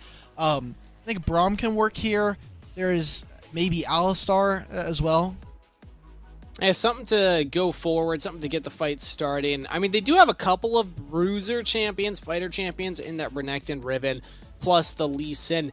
And because we have the Renekton locked in, we saw Lil, or as we call them, Barcode, pilot the Riven last time around. A lot of beef balls on Demons. Now, I imagine it's the Renekton actually matching mid lane into the Diana, if I had to make a guess, and then the set going in support. Okay, I like this, actually. Set as kind of a way to answer the fact that Yon have 5 melees, or 4 melees for right now. Pretty good. That Facebreaker is going to get a ton of value, and if we're talking about how they're going to get Garen to get away from the rest of his team, that's one way to do it. And they picked up Brand, their way of answering some of the beefy meatballs that you had mentioned. I'm on the fence about this one, Kangas. I kind of like it. I'll say it. The percentage health damage a Brand can pack, plus he's the AP on the team. I mean, Diana a little bit as well, but when you look at the Garen, the Jace, you're expecting at least the top half of the map to probably be building armor instead, and Brand has so many people to just stand in front of him, tank up all the hits, and he can throw out his damage. So it's coming down to Demons. Can they get on top of Sad? I think they can. I think they have a lot of really good ways of kind of providing kill threat overload onto this Brand, especially now that he has the electrocute, so going for something that is not going to necessarily deal with the hyper mobility on the side of Demons. Should be an interesting one. His positioning is going to be so key to watch in every single fight, whether or not he's there, whether he's in a position to actually deal damage without any kind of threat. Otherwise, you've got, I mean, Lee Sin and Riven should be his key things to look out for. Exactly. Those are the ones that have a clear access to the backline. To an extent, the Renekton as well. Sumiao not piloting an assassin, technically, but, I mean, I still kind of count it, honestly. Renekton can basically function a similar way. I like this Renekton. Also, I really like that Sumiao is actually taking Exhaust, recognizing, again, how many melees are on this team. The range of this composition is rather short, so Exhaust is going to get a ton of value as long as the target prioritization is on point from them. Also, obviously, protects them in the laning phase. They don't have to worry about Diana, who doesn't naturally have a ton of kill threat. So, smart stuff there. It was interesting seeing it for the lane specifically. I don't really see Diana as like a big early game threat in lane against the Renekton. You kind of pick the Renekton into the Diana, but then, yeah, you said you factor in the fact that in the late game, these melee champions will be running right past you, or you'll be running right into them. That's where you get the value. As we're also looking at these trades here, Garen into Riven's an interesting matchup for me, Alk. I actually favor Garen in this if you can trade correctly here. And actually trading correctly right now, your dumb lands a big shock blast. Flashes! Looking for the kill on the Barcode, who has to flash in response. All right, this right now is actually really important for me. I didn't know you could actually flash out a Jace first ability. I know you can do it on PC, but I tried it in Wild Rift the other day, and I just couldn't do it, so maybe I just flashed the wrong way. But he definitely got out of that and didn't take any damage. He would have died otherwise. So good job denying a little bit of resources, a little bit of gold, getting that for themselves. And even through all of that, it turned into Kai getting double scuttles here. as you saw the support there, that way move on up to help secure that. So despite the deficit, still putting a little bit more resources into their jungle. Yeah, you're dumb. A little behind now in the clear, a full 200 gold behind in terms of actual money that's available to spend. And also, guys, has level 5. Could look for a top lane gank. There's no flash or barrier on Barcode, but there's no ignite on Ito. And maybe they pack enough punch. Still kind of dangerous, but maybe a trap set in the bottom lane. Oh, he got seen. The barrel hits him there. I love this matchup between these two top laners. We got to see a lot of fun stuff between them. Ito's also shown some proclivity to get a solo kill. All right. Wait a minute. It looks like Barcode just went way too aggressive. Guys was looking for the play, but Barcode got too antsy with it. Ito might even get out here. Probably not, as Guys does still have the flash available and will flash in for the autos to pick up the kill. 1-for-1 trade. Wasting a lot of Kai's time there as well. So good job from Ito. Anytime that you start seeing a Garen live through a fight, you're like, ooh, Sumi, I don't think you wanted that. I don't think you wanted to actually stop the back. Oh, the explosive gas misses! No. Deceived. Not quite landing the skill shot. It was close, though. Very close. That explosive cast could have very easily knocked him back, but good movement from Sumi to dodge that and ends up still keeping it a 1-for-1. No one else goes down. Demons feeling pretty comfortable, I think, if you're them, but Jan, you look at them and they're getting their items. You already have a Rod of Ages finished for random. You have to imagine before this next dragon, Tyrant is going to be finishing that as well for his Diana. So important things here. Sumiao, can you stop the back? Can you maybe put them in an awkward situation? It's kind of crazy that Random has that big of a CS lead. I think maybe he didn't go for a back earlier. I'd have to check back at the replay, but we'll get back to that point as we're actually set up for the objective, and Kai's is in the river. Gets away. Should be fine. But the fact that, yeah, Random is a full item up. Don't Hurt Me just reset with a package, but actually, no, he's going to make it because they're not taking the dragon. They're going for the scuttle. Yeah, Demons played this really well. You actually saw that Renekton moved up to the Baron lane to try and find a kill onto Ito. And so Demons, all they had to do was say, look, Jan, do not start up this dragon. Stall them in any way that we can. And so it turns into them now fighting for mid lane. Ito moved down early. And we'll be missing a little bit of golden experience. Barcode obviously looking to push out that last wave. And actually getting even a reset in here. As Jan, they're just taking turret. I actually like this. We don't see plays like this that often, where both objectives in terms of neutrals are on the map, but a team actually says, no, we're going to go for the turret instead. Overload the dragon lane. That's really smart out of Jan. Demons never threaten to actually do this, and since they both know, like, well, we don't really want to fight around Corki package, good stuff. Even get the Dominus out. And Don't Hurt Me has not committed the package yet. You got to imagine it's coming out now as it does look to split the fight, but that's the flash immediately. The Moonfall throws in, and that is Dragon stolen by Demons, but they do not win the fight afterwards. 4 members fall for it. I'll take that. Yeah, you got the Dragon, but kills for our laners, as well as kind of evening out some of that gold deficit that we may have been experiencing because we saw them play for different lanes. Really good explosion onto the map by Jan, playing both for the turret and then a fantastic team fight there. Again, Random was not touched, and so it just allowed for the double up of the ultimates. Tear them apart. Demons, I don't know if you can get it. Wait! Okay, I thought I saw a steal. I was so excited. No, and no way. And then my heart. Yeah, it was picked up by your Dom, but can your Dom get out now? Marcode's going forward. Big knockup, big damage. The stun on the 2 as that way joins in as well. Even pulls back to see Kai's with the Dragon's Rage. 2 kills picked up by Demons. Good job. Stops, obviously, the Rift Herald from even pretending to be spawned. And maybe they can grab a plate or 2. I don't know how much they'll be able to get, especially with Diana ult coming up soon. She can clear this wave very, very safe. Tyrant does not have the ultimate, though. Yeah, Moonfall not available, but has a turret, and that's basically enough damage to back up when you don't have ult. So yeah, successfully pushes back 3 members from Demons. They do not get even a plate for that. Looks like they're going to try and put their efforts across the map, as Sumiao is still here to just hold this mid wave versus Random. You know, Kangas, actually, surprisingly enough, you made it out easy on this one, because before, Jan had 2 players named Random. So that was a lot of fun. That's Ito name fun. changed, so it was Ito and it was the Baron laner and the Dragon laner, both named Random. And you know, shout outs to Pastry Time for taking all the tough casts for me. And giving feedback to the players so that way I get the easier ones. You know, shout out to Pastry, everybody. We did talk about player branding, and I know you've got a little bit of experience with that, but we did tell them, like, have a unique name, make sure that's about 1 to 2 syllables if you're pronouncing it, and show your face. Speaking of which, Jace shows his face top lane, gets a kill, Ito in trouble. And now the engage from that way, looking for a kill onto Ito. Garen in trouble. Throws out the ultimate. He's still alive. Barely goes down. And Sumiao actually survives through the Dominus ultimate. 1-for-1 trade on opposite sides of the map. But Jace is getting a lot of gold in his back pocket. And Brand, despite getting down a really good combo, getting through all of the ultimates, is not able to find kills. Demons. Really good punish, I think, onto Ito, taking that Garen and showing that they still can find ways to kind of bust down this massive tank. Just takes a really long time. It takes and too long. yeah, and it takes a lot of resources. They lose a turret for that. Yeah, this Ito build right into the stone plate for the kind of second item completed. I love that on Garen.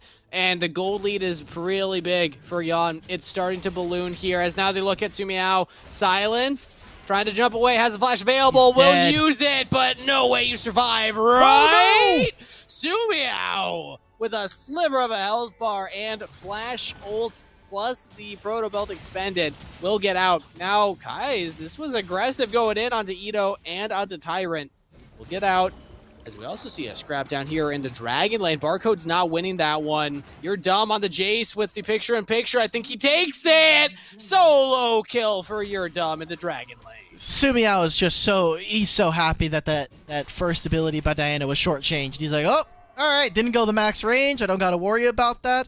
And that is Barcode being down for about 2 seconds after the Drake is spawned. I can't imagine that it'll actually lead into anything, considering how long it took them the first time around to take the objective. You see immediately, drop the Rift Herald in mid, but Sumiao is pushing for this bot lane turret. Yon started immediately. Remember, there's package here for the side of Hi Don't Hurt Me. Package is a big ability to use in these kinds of situations, so is just finding a pick against Sumiao. Has the Dominus now, but again, no summoner spells. Exhaust just coming up. He's low. Ito, with the assistance of Tyrant, will pick up the kill. They're still starting it, tickling away at the HP. Demons looking for that engage. They have to find it. Watch the set engage. That's going to be massive with the package. This is the combo that they can look for to start off this fight, and they're just going to hard commit it. Package onto the backline. Can they get deceived? He's dead. is low. Actually, really good barrel there, but what's happening around the Dragon? It's a double kill to Barcode. Somehow Demons are just swiping the fight. Random has no front line anymore, which means Random has no health bar anymore. A double kill to Hi Don't Hurt Me, and a team fight win to Demons. The Corki package just splits up the team, and Gragas not being able to be one of those frontliners alongside Garen being taken out so early on. Fantastic stuff from Demons. I like how they're setting up for objectives so far, showing a lot of foresight into what they want to do, and I mean, they're also just team fighting really well. So, you know, you get a little bit of both worlds there. A little bit of column A, a little bit of column B. They'll get the Rift Herald in their back pocket as well. Demons looking poised, right? Like, looking ready to go to the finals. Definitely the closest game that we've had on broadcast so far. Yon had a really strong start to the game. They had control. They had a gold lead. And now Demons off of that one play. They get the Dragon. They get the Herald. And now, like you said, poised, they could make the comeback happen because gold lead is dead even, which means that you give favor to the team with the Dragons. Agreed. And they're really good scaling ones as well, so they help with any kind of late game team fighting. The shield from Alan Drake and obviously the combat power you'll get from this other Infernal. The way I want to see Yon team fight from here on out is utilize the Sieve. Used him as kind of like a leverage point up against either Barcode or Xin on this Corki, because if you can separate this... Oh my god, that way. That flash is really ambitious, but Gragas ultimate, Gragas body slam are so pivotal to disorienting Demons. Yeah, Yon these teams are just getting a little scrappy with each other, Alk. As Kai's is deep in enemy territory, a kick onto 3, and the re-engage from that way sets them up for everybody to knock him down. Ito can't even kill Hi Don't Hurt Me because he has the stasis. Finally, we'll go down to Tyrant, and Yon are winning the fight. Demons are actually biting off way more than they could chew here. They have to look for the escape path. They've lost one member. or rather 2 members for 1 right now, so they're down 1 on the extended trade. I don't know why we're fighting without the barcode here. Riven's just now getting this fight. Ultimate just now activated. Goes for the wind slash. Your Dumb's in a lot of trouble. The Riven ultimate comes out here. Deceived. Still tanky, though. Exhaust was big right there. All right, barcode's out. Okay, and I love this. There's actually a fantastic fight and exactly what I just prescribed. As soon as Riven goes in, boom, you hit her with the Gragas barrel, and she's out of the fight. She's unable to deal damage. Really good stuff there from Yan, and exciting because they're still playing the map on both sides. You saw Sumiao before that, took the top lane tier 1, moved down into mid. They still ended up losing the fight, but a numbers advantage for Yan. They're more than comfortable taking that trade. They're really, really good. Demons, I think, getting caught up a little bit yet again in their own hype plays. Yeah, I mean, they're going for hype play after hype play here. That way does not see a single 1-minute window where he cannot find an engage at this point. That way is just like, all right, I'm steering this party bus. Everybody hop on. And now even looking for the death brush right here. So, Yan, they spot out that way. They should not fall into this trap. Every fight, good fight. That's all you got to know about them. They're also just really good engages, right? Like we talked about the Rakan earlier, but the set, he's fearless in wanting to go in, always trying to separate, trying to do a ton of damage with his Facebreaker Showstopper combo. We got Dragon spawning in 20 seconds. We've got the Corki package being taken up. If you're the side of Demons, you're feeling very confident about this. Yan, I think, rightfully so, a little bit afraid, but still confident that their side of the team fight can work. I think we've seen glimpses of it so far. And as long as they don't get picked off, Ito, you need to live. Yeah, he is Garen. He's hard plate. to kill that quickly. And even the Herald's dropped, so Ito's fine. Will not have stone plate for this next fight, but the passive should heal him back up to essentially full. And Sumiao actually took a lot of damage too. We could get a full 5v5 here, Alk.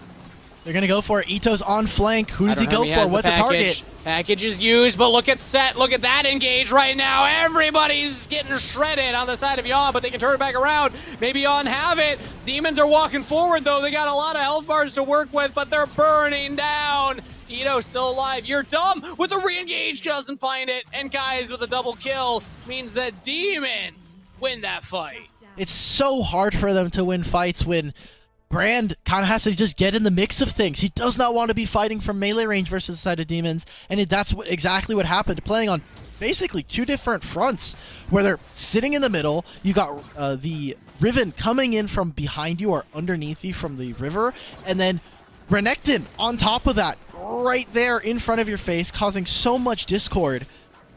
Oh, you gotta be careful, Deceived. Zin could die here on the Corki. Teleport's coming in. Nobody on Yan has teleports yet. Okay, there's one coming in.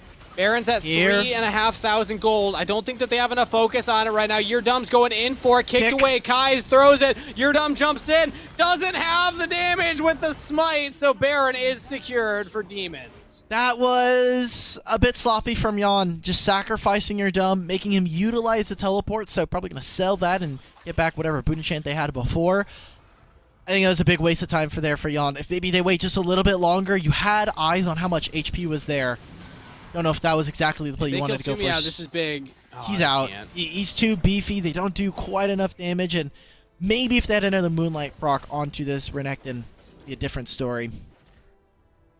A reminder that these are 2 teams that have qualified for the next major.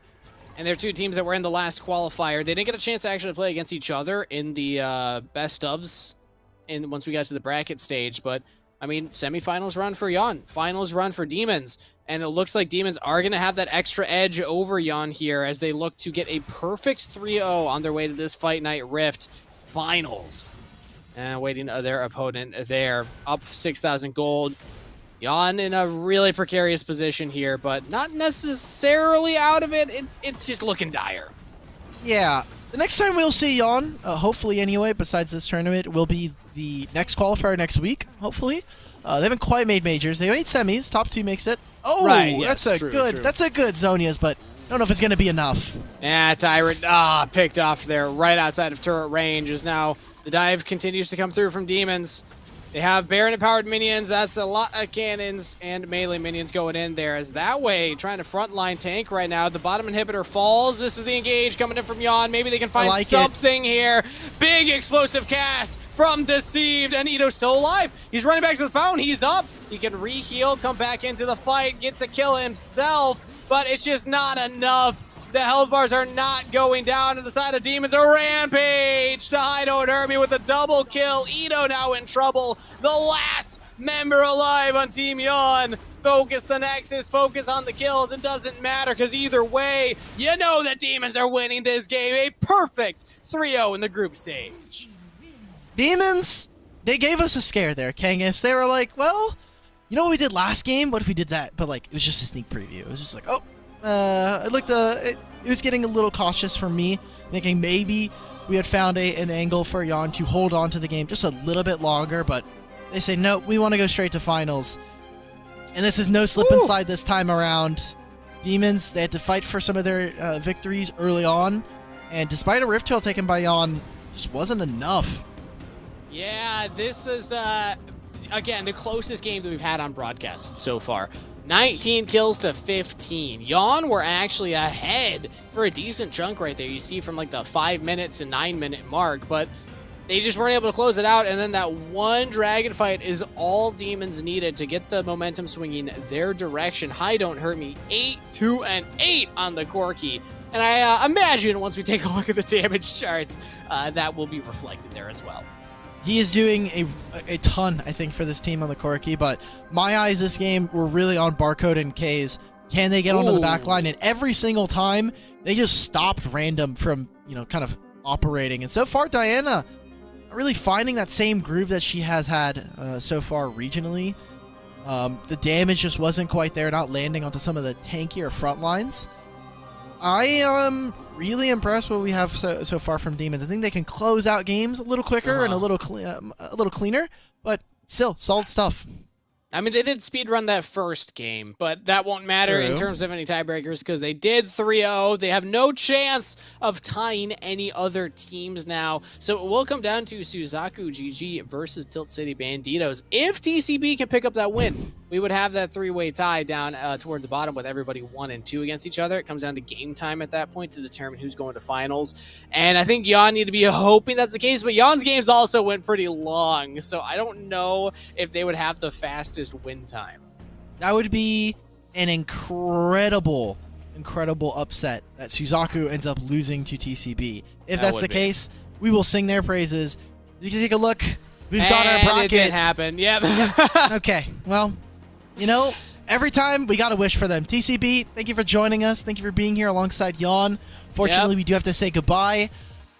It's kind of expected, to be fair, but we love these guys nonetheless, and looking forward to their performance in the upcoming major qualifier this weekend. Exactly. We will still get to see all these players, all these teams in future events, but for Fight Night Rift tonight, it will be Demons versus Suzaku GG in the finals. This, I think, is the one that both of us expected. Maybe you were expecting Suzaku GG to be the 3-0 team and Demons the 2-1. I still had faith in Demons going in, but either way, I don't think this is a big surprise. These two teams did look very dominant the last time that we saw both of them. I think the difference here is the journey that they got here, right? Like, it's been a rather fast night for the most part. We're clocking in on almost 3 hours.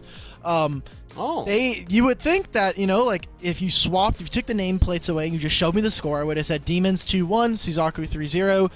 But we live in a world where Demons have perfected the group stage, and I wonder what that means for, coming into the major, as well as, our expectations just here locally in this best of 5, because if we continue to see really clean play, we may have a shutout, but we usually get 4 games, so you can predict from there. You can get a little spicy with it. You're like, oh, well, Suzaku We'll see how many assassins are played in the mid lane. I think that's going to come down to it. But let's take one final look here at the journey to get to this point. Again, thank you to Yawn and Tilt City Banditos for participating in Fight Night Rift, brought to you by Giant Slayer. They had fantastic games that we got to see. It's always fun seeing them hanging out with the community and going for these runs at these Fight Night Rifts. But it is, of course, Demons, Suzaku GG. As you can see on the far right there, Demons up 1-0 in their specific series against Suzaku GG. Suzaku GG are hoping for a rematch run. Alk, let's get a little predictive with this. We don't do this that often, but who you favoring here? Who's taking the series? Lay it on the line. Yeah, I'm going to stick with Suzaku. I'm going to say that game was an anomaly. It was outside of the ordinary for them, and hopefully we see that reflected in the series tonight. All right, I'm gonna be leading Team Demons. I know I said that going into the Sure. day. You were like, wait a minute, Kangas, Suzaku, GG are looking clean, but I don't know, man. That last game, it was even, and then slip and slide, baby. I think Demons still have the opportunity. Like, anytime they get that lead, they just don't give it up. They just keep going, and that's a team that I love to see. But we'll have to wait a little bit to see this best of 5 grand finals as we send it to a break to give the players and the teams time to get their own break before heading into these games. So we'll be right back after this.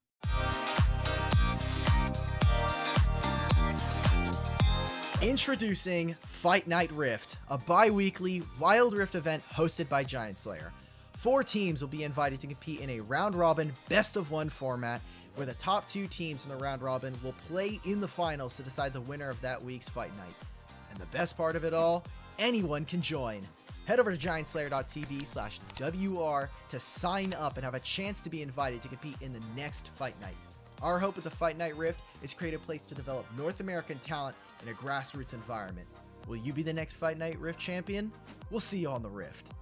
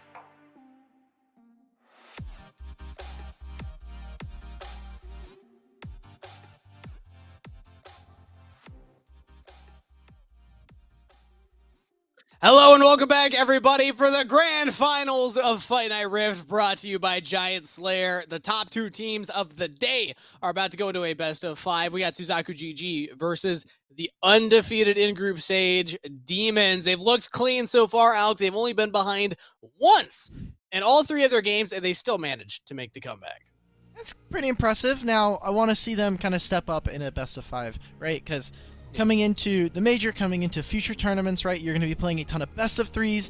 Best of 1s are great and all, but you want to see them in a better competitive environment, and especially for these teams who don't necessarily have a lot of coaching staff like some of the bigger organizations.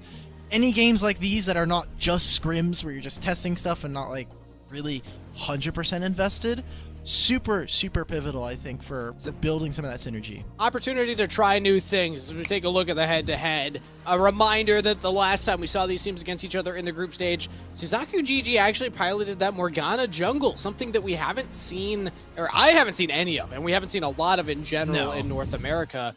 So it's cool. I like that Suzaku at least came into that one saying, all right, let's try new stuff. It didn't work out for them in that specific game, but who knows? Maybe they got other things up their sleeve. Demon King at least having the confidence to try something new. Yeah, and stylistically, I look at this matchup, and I think it's actually really good for Demons. I know I had voted for Suzaku to try and win this out, but you talk about the Baron lane, we saw it again. Suki, if you don't give him, you already don't give him a lot of resources, and so that means that he's going to have to fend for his own versus Barcode. Barcode saying, I could take a free kill, like in solo lane, I could just solo kill you, or I'll just scale up, I'll get a free laning phase, and move into team fights around 4 minutes and feel really confident there. So I actually really like this, and for the side of Demons, spice it up for me, baby. Ooh, spice it up. I mean, they've been playing Assassins in the mid lane. They've gotten 2 Riven Baron games. What more spice do you need, man? Riven is expected for me. I kind of see it as a known quantity for them. It doesn't make it less spicy, though, right? Just because you've tried one spice a couple times doesn't mean you don't like it anymore. Well, you know, it's not. It doesn't hit the same as the first time. Because first time you've had the spice. Desensitized. Yeah, exactly. And honestly, I want to see Sumio actually open up a little bit of his champ pool. A lot of games they've been utilizing the Renekton flex. But I'm sure this guy's like, after a while, I don't want to play Renekton anymore. Just give me something else. And that's when we've seen stuff like the Katarina. And maybe we get a little bit of a Vayne. Again, I will take a Yasuo at this point, just a palate cleanser. I need something. Well, a reminder that last time around, well, Yasuo has actually been banned, I think, a couple times. But last time around in the bottom lane matchup, we saw the Ashe come in from Ridikuwu. That was something that you were a big fan of, and I think that in terms of spice, that's probably the most mild that I can think of. But if we're expecting spice from either of these teams, Suzaku might be the one to give it to us more so than Demons at this point. Respect over to Demons for just straight up banning the Zed every single time. They're like, we're not going to even bother with this. Premonition had probably one of the most impressive performances we've had so far, alongside him and Molly have been really excellent on the champion. So I'm glad to see that it's just being taken off. They're not even going to bother with it. And I think between these 2 supports, I think we're not going to actually see a ton of Yuumi like we've been expecting. Yeah. Obviously, so far it's been all engaged, so Set being taken away is actually, I think, a big hit for Demons. Well, I believe that Suzaku's actually the team that did play the Yuumi the last time, and they had it with their Olaf champion, but oh, that was CCB. That was CCB. That was CCB. Oh, I'm misremembering then. There we go. Brand, regardless, is locked in for Suzaku GG, and this could be the support if they go for the Braum. All right. A big tanky frontliner with a big tanky shield. I like this. Brand has a lot of, Braum has a lot of early game damage that I think people kind of sleep on a little bit just because they're like, oh, he's Braum. He's unharmful. Yeah. He's very nice. A little bit gracious. He's like, I'm here. Exactly. It's very wholesome. And then bam! You get hit by a Winter's Bite. You're like, wait a minute. Where's my health bar? I'm slowed. I'm getting cursed. Oh, God. And then obviously there's just like a Brands here just like running around on fire as well. Not a great feeling. Slowed and on fire. Don't recommend it at home. We've got a couple of bans coming through, and a lot of focus towards the top side of the map. I think kind of getting rid of Fiora from the jungle for Demon King is interesting to me. And this is also showing the Demons are probably piloting the Renekton in the mid lane again. They did this already against, I believe it was a Diana that they did it against, but it was when they already saw the enemy mid laner. And they're not banning away other mid laners. So Suzaku GG actually have a really good opportunity to just straight up counter pick the Renekton. when I think of mid laners that can do that, I know it's not very popular, but traditionally I would think of something like a Veigar maybe, because the cage can just lock you down. You can just kind of scale into him. I don't know. Maybe I'm stretching here a little bit. Kangas, yeah? you really want Veigar? Do you remember what happened last time Veigar was chosen? No. We got a 45-minute game. Oh, okay. All right. No, don't lock in the Veigar. I'm do calling not want it Veigar. You do It's not bad. want Veigar. Suzaku, if you're listening, it's really bad. It's so bad at this matchup. It's not great into Kaisa, who's super short range, wants to jump in, and all the melees. We have actually had a Veigar in between now and then, but it is obviously the most noteworthy case of the champion being picked there for Jackie. I hate how good it actually is in this situation. No, it's bad. It's really bad. I think Veigar takes way too long, and Renekton's like, okay, cool, I'm stunned. You do no damage to me. I just buy a Merc Treads, I get like a Hex Drinker, and I'm good. I don't have to worry about it anymore. Call it a day. Maybe even get a Force of Nature. Force of Nature is so broken, man. Suzaku, though, oh, we get it! Let's go! Oh. They went for the full knockups! It's Yasuo, baby! They locked in Yasuo into the Renekton? I mean, it combos with the Braum ultimate, Zinja ultimate. Mostly you're looking at that Gragas explosive barrel as the thing that will set up the Yasuo, but I mean, good luck surviving laning phase. This is a gauntlet being thrown by Premonition. We don't need to actually survive at this point. We don't care. We saw the pick. That's all that matters. In isolation, pick is fun. Like you were saying with the matchup, and you look at even... Wait, weren't you just flaming Yasuo earlier today? I thought you were literally just a couple games ago. I feel like we needed to force Kangas. I don't know. Maybe we need to go to couples therapy, do a little bit of relationship building, because you're not even. What is this gaslighting now? You're not listening to me. You're not listening to me, my guy. I want to feel heard. I said we needed a palate cleanser. I'll take a Yasuo game here and there. Give me something to clean it up, and then we can get right back to the normal stuff. Sorry, sweetie. I misheard you. This one's on me. But regardless, it doesn't change the fact that it's a rough matchup. It's bad. It's so bad, man. It's so bad. And then there's a Galio there as well. Like, Darius is like, oh, cool. Like, a bunch of beefy frontliners for me to just hemorrhage stack up. God, this is great. Damons, I love this draft. Suzaku, I think, playing into it a little bit, and yet again, this is, I think, another game where not only is Yasuo going to have to be untouched and unfettered, Brand, yet again, eyes on Brand, because I'm not a huge fan of this champion. This is a really funny level 1. Yeah. But he actually does have Phase Rush, so this time, possibly could get away from anybody who gets on top of him. Yeah, it's an interesting choice there. I guess you're mostly trying to get away from the Darius, because things like the Renekton can still chase you down. All right, I'll get back to that, as we did have a slight Death Brush set up there, and Demon King's actually going to go onto the Krugs to start off this jungle path. Meanwhile, oh, that's a reset from Stove. He's going to back. Wow. No heal here for Brand, traded for Ignite onto Demon, or onto that way. I'll take that every day of the week. Getting rid of that heal. Premonition missed. If that tornado landed, that might have been a kill onto Sumiao as well. Gotta be careful. Both of you have some pretty good ways of wave clearing, but Sumiao's now just using this Cold to make to kind of just heal up for right now. Demon, level 1! Wait, that wave's coming in. Flash, taunt, right onto Premonition, who dashed through a minion into the turret range. That is first blood to Renekton. It probably didn't help, but the dash obviously secures the kill for them. Good stuff. Forcing the recall out of Stove level 1 means that the supports don't necessarily need to be in lane, and instead of walking to mid lane, that way, finds an angle to gank there, and we already talked about it. The minute Yasuo starts to fall behind and that snowball starts for Demons, it's really, really hard for them to start clawing back in the game. Ooh, Ridicule. All right. I'm like pretty sure this is Istraboa on like his alt account. And I again, love the name regardless. It's just, it's always a tongue twister to say. If that Series charge had landed, that would have been a kill most likely there, but didn't quite land it. Why is Brand first ability called Searing Charge? Ew. Or Searing Blast. Sorry, Okay. not Charge. Yeah, I was getting that with Zinja mixed up. He was on my screen. Either way, Searing as like an adjective is just... Yeah, he's all fiery, you know, it's Blaze. I don't like it. It just makes me feel weird. It's not you, it's me, you know. Do you like how his second ability is Pillar of Flames? That one's cool, sense, right? That one's really cool. I'd like makes a big pillar out of flames. Yeah. What's his E again? Or is it third ability? Is it a no? Because his passive is a blaze. His passive is a blaze. Remember. I'm looking this up right now. Conflagrate, or it's like conflagrate, something like that. Yeah, something along those lines. It's a weird word, I remember. Okay, conflagration. Found it. Conflagration. There we go. Okay. Thank you, Alk, for jumping on that one immediately. We could see a dive down here.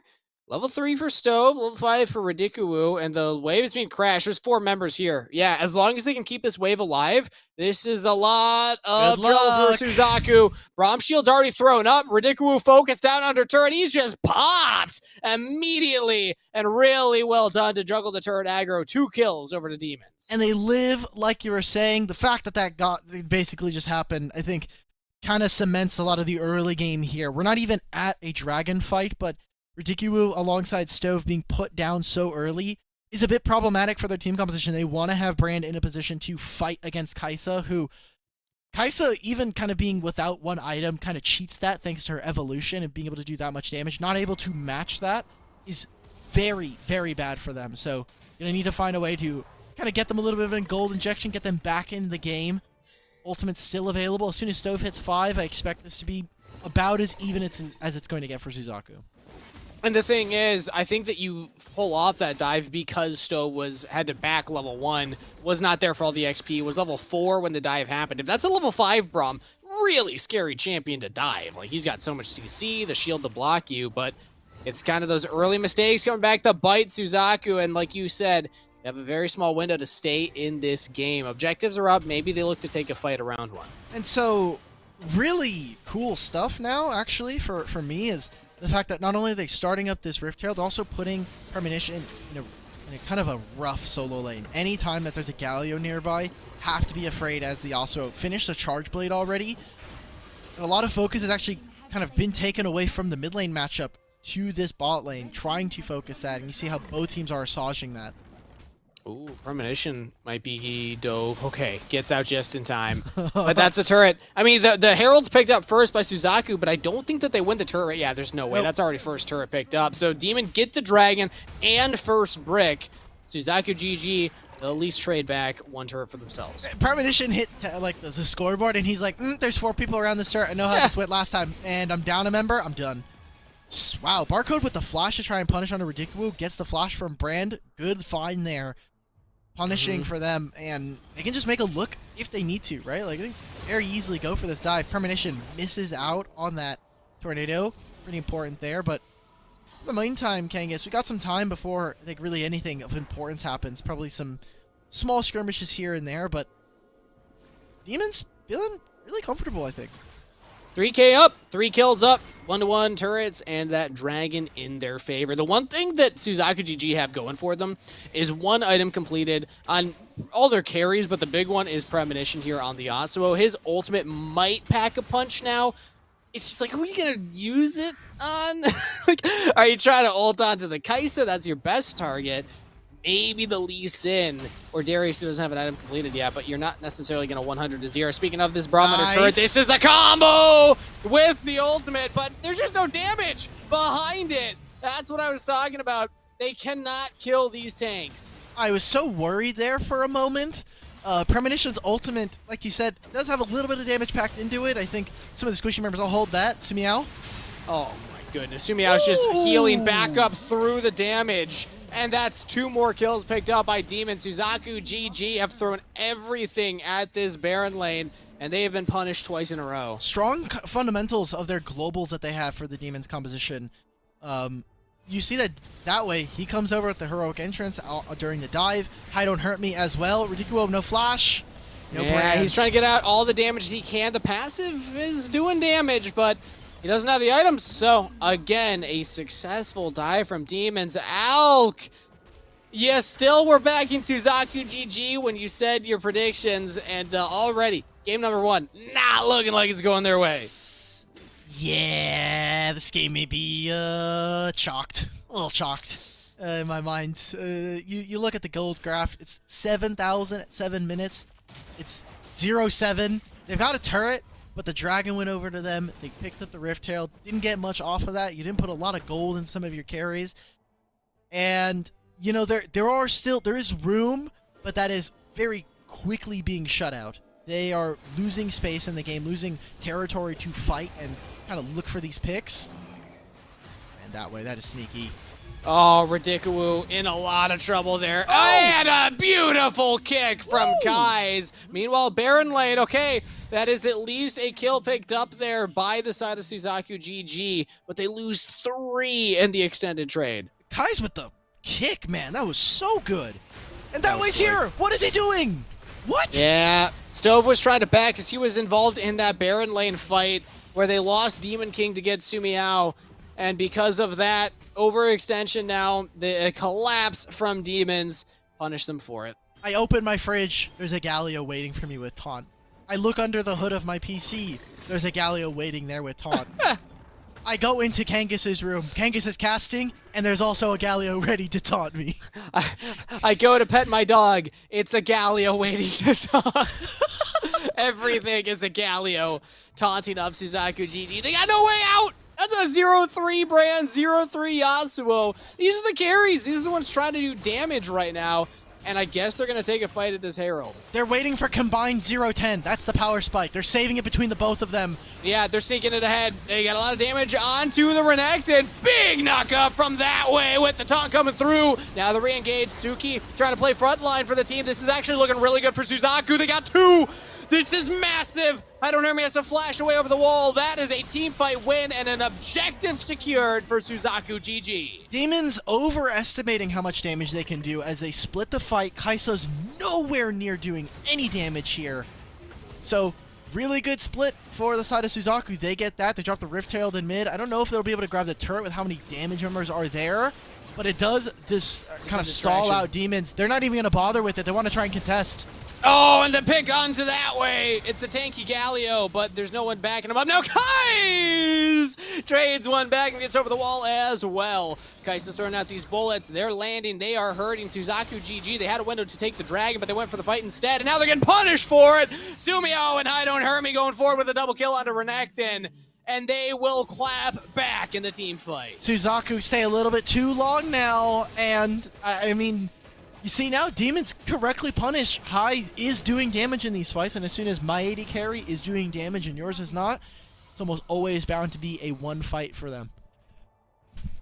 It was the split focus from Suzaku GG. You saw 2 members on the Dragon, 2 members in the Pixel Brush, waiting to turn and get a kill. Sure, you get Galio. It feels great, but Kai's getting on the back line, taking out Ridiculous, and getting away. Just causing chaos back there. Demons are such a fun team to watch, Alk. I mean, they just do some crazy stuff. They're doing good stuff. They're having fun. They're also, I mean, their support is making some of the best support plays that we've seen in the tournament so far. Oh, yeah. I'm really loving his angles and just his kind of vision for the game so far to find these flanks.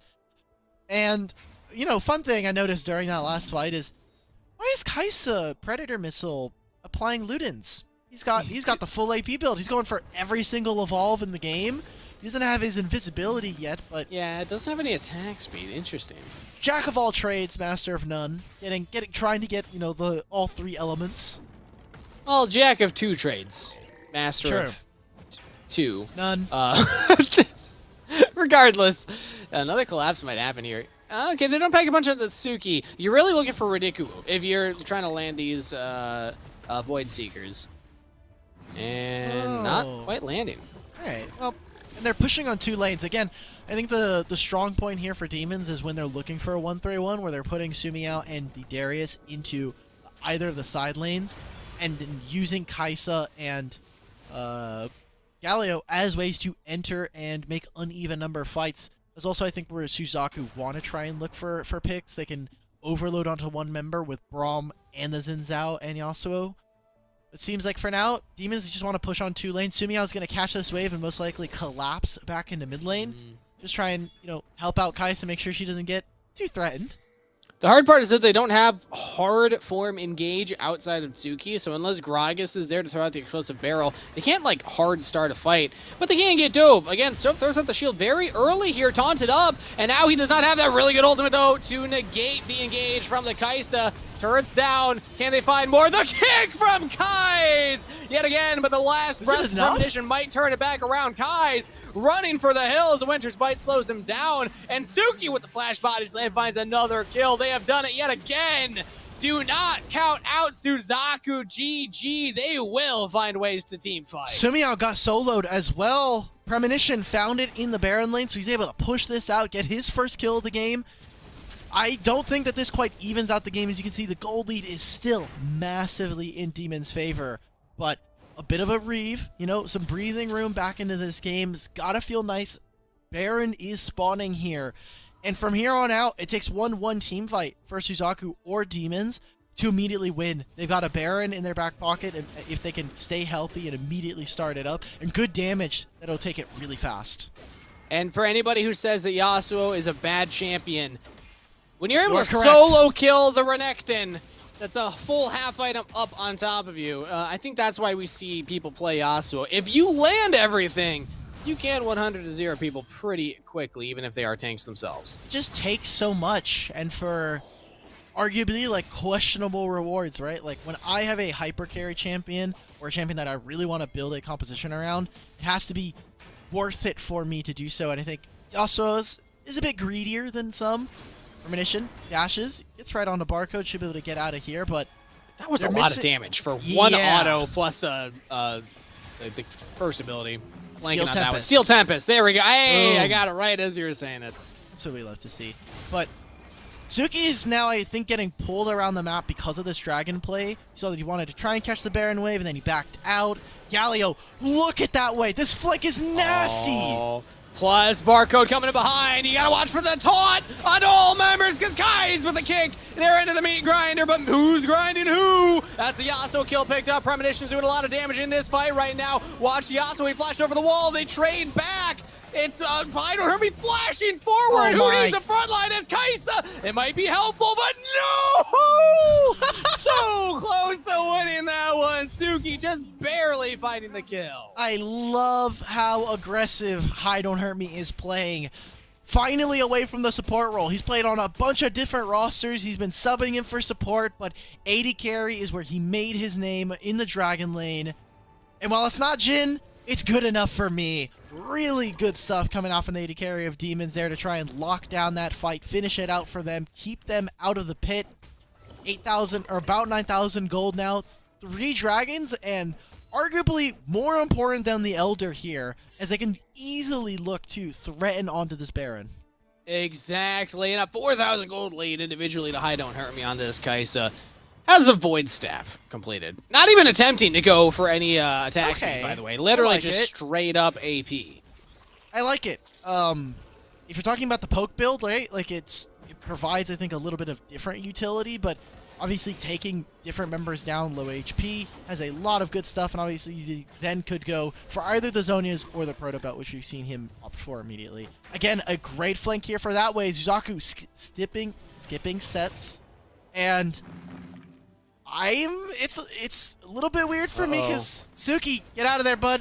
He's very far forward, but that way knocked back into the last breath. Everyone focused on the Galio! Front line down, big engage down. Now Kais could be in trouble. Winter's Bite landing. Sumiao has a big flank here. Nobody's seen the Renekton yet. That's a massive apprehend from Barcode. But again, do they have the damage to follow it up? Sumiao jumping onto the back line. He's able to take down the Yasuo. Premonition's out. What can Ridikuwu do? Untouched on the brand for the double kill. Suzaku GG still walking forward. Have they done it? Suzaku GG again! Backs against the wall, continue to deliver. They will find the team fight. Ace behind 9,000 gold. The guy's making the work for it. He's on a rampage. Kais with the quick fingers still survives. The fight lasted so long, Kai's got 2 ultimates in. He kicked 2 different members and started up different team fights for him. Kangas, what was that fight? Premonition goes down halfway through it, but Brand is left alive. They put so many resources into killing Premonition that Brand is able to put out that damage. Now has an Infinity Orb and sneaking into this pit. They should have seen him Teleports are coming through. Suzaku, they do not want to give this. Renekton is not here. I don't like Kai'Sa's this. teleporting I don't like in. this from Demons. Kai'Sa's going to be stuck in the pit. Has flash available. Might need to reposition right now. That way goes forward. Finishing the it. front line. The knockup comes through, but it's not comboed with Yasuo. And now the defensive Galio ult. The knockups come through, but it's actually for Demons, but they're taking a lot of damage. Again, look at Ridiculous damage. I don't hurt me. Gets on the backline, flashes, misses the Void Seeker. He's Stun, dead. taken down. What can Sumeao do? Demon King is too much. Suki and everyone else are too much. Demon could not make it happen. They are losing the late game team fights, and that is where you need to win. It's two different Baron fights. But Kangas, after all of that, it's good gold in their back pocket, but what actually is happening? Not much. None of the other turrets are being taken. They're not playing for side lanes. Both teams at this point only see blood in their eyes. And this is game 1 of a best of 5. This only gives us more of what's going to be going on throughout the series. Nothing actually happens here, Kangas. Like, it meant so much, but actually meant so little. There's nothing How is going this game down. 1? How is this game 1, Alk? Literally, the last 2 fights have meant nothing, by the way, because it was a fight, it was a pick onto that way, and then still Demons fought enough, even though they lost the fight, to push off Suzaku from the Baron. Then they start the Baron, they TP in. Suzaku fight them off the Baron. But no one's confident enough to then start taking it themselves. We're just fighting and nothing's happening. We do a little fighting. It's fun, right? Like, it's Wild Rift. It's literally a fight night. They're doing the namesake on purpose, which I appreciate. What I like here from Demons is, or from Suzaku, good picks onto that way. That's exactly how the Baron fight started last time around, but this is an Elder Dragon, a little faster to take. Doesn't have as much of a health bar, so Kai. Suzaku are on it. Kai on the side right now. Barcode, he's picked off. He's Fantastic positioning from Suzaku. GG, focus one member at a time. Now it's going to be a 3v5. I still walks up. That's a massive kick, but there's just a follow-up. It looks cool. It looks nice. Sumeao's nearby. Dookie trying to keep Kai's out of the pit. Premonition and Ridicu flashing forward, but where's the CC? Woo! Where's the setup? There it is! The Nagabata 2! Premonition is making it happen as Kai's flashing away here. It's just chaos out. Look at this. Like, what is going on right now? We're back to the dragon, I guess? Kai is still alive. He has ultimate coming up yet again. Sumeao's, he's popped the Dominus. It's done now. But can he make the steal? Teleports are coming in. Galio is back. He's in the pit. He's in! Oh, the steal! Kai's with the Elder Dragon steal! Even if you go down, it was all worth it. Sumeao will find a kill for himself. Guardian Angels are popped. Sumeao jumping on the stove. Sumeao jumping onto Ridicu. Nobody's peeling the brand. He goes into the stasis, and with teleports for Demons, they have made it work. It was a crazy close fight, but the steal from Kai's gets Elder Dragon and team fight win for Demons. Oh my god. Kangas. They weren't even bothering to play on side lanes. They said we don't need the Baron, even though they very easily could. They're teleporting in. 20 seconds before anybody's back. This is game well fought for Suzaku. GG again. They never give up. They will make you sweat for the win. But Demons win, they will. Game 1 in the series. Suzaku spent way too much time in the pit after 2 different team fights go down. Brand has no mana. And at that point, he is about as useless as some of his supports. So, can't really do much after that. Good punish. And I liked how Demons were playing the dragon fight initially, keeping them in the pit and poking with Kai'Sa. But it kind of got away from them. They kept finding pick after pick. Darius, that way's Galio. And it got a little tense there. Kangas, as dicey. We call those ones dicey. Production would not like if we used that word personally, but that's why I was trying to avoid it.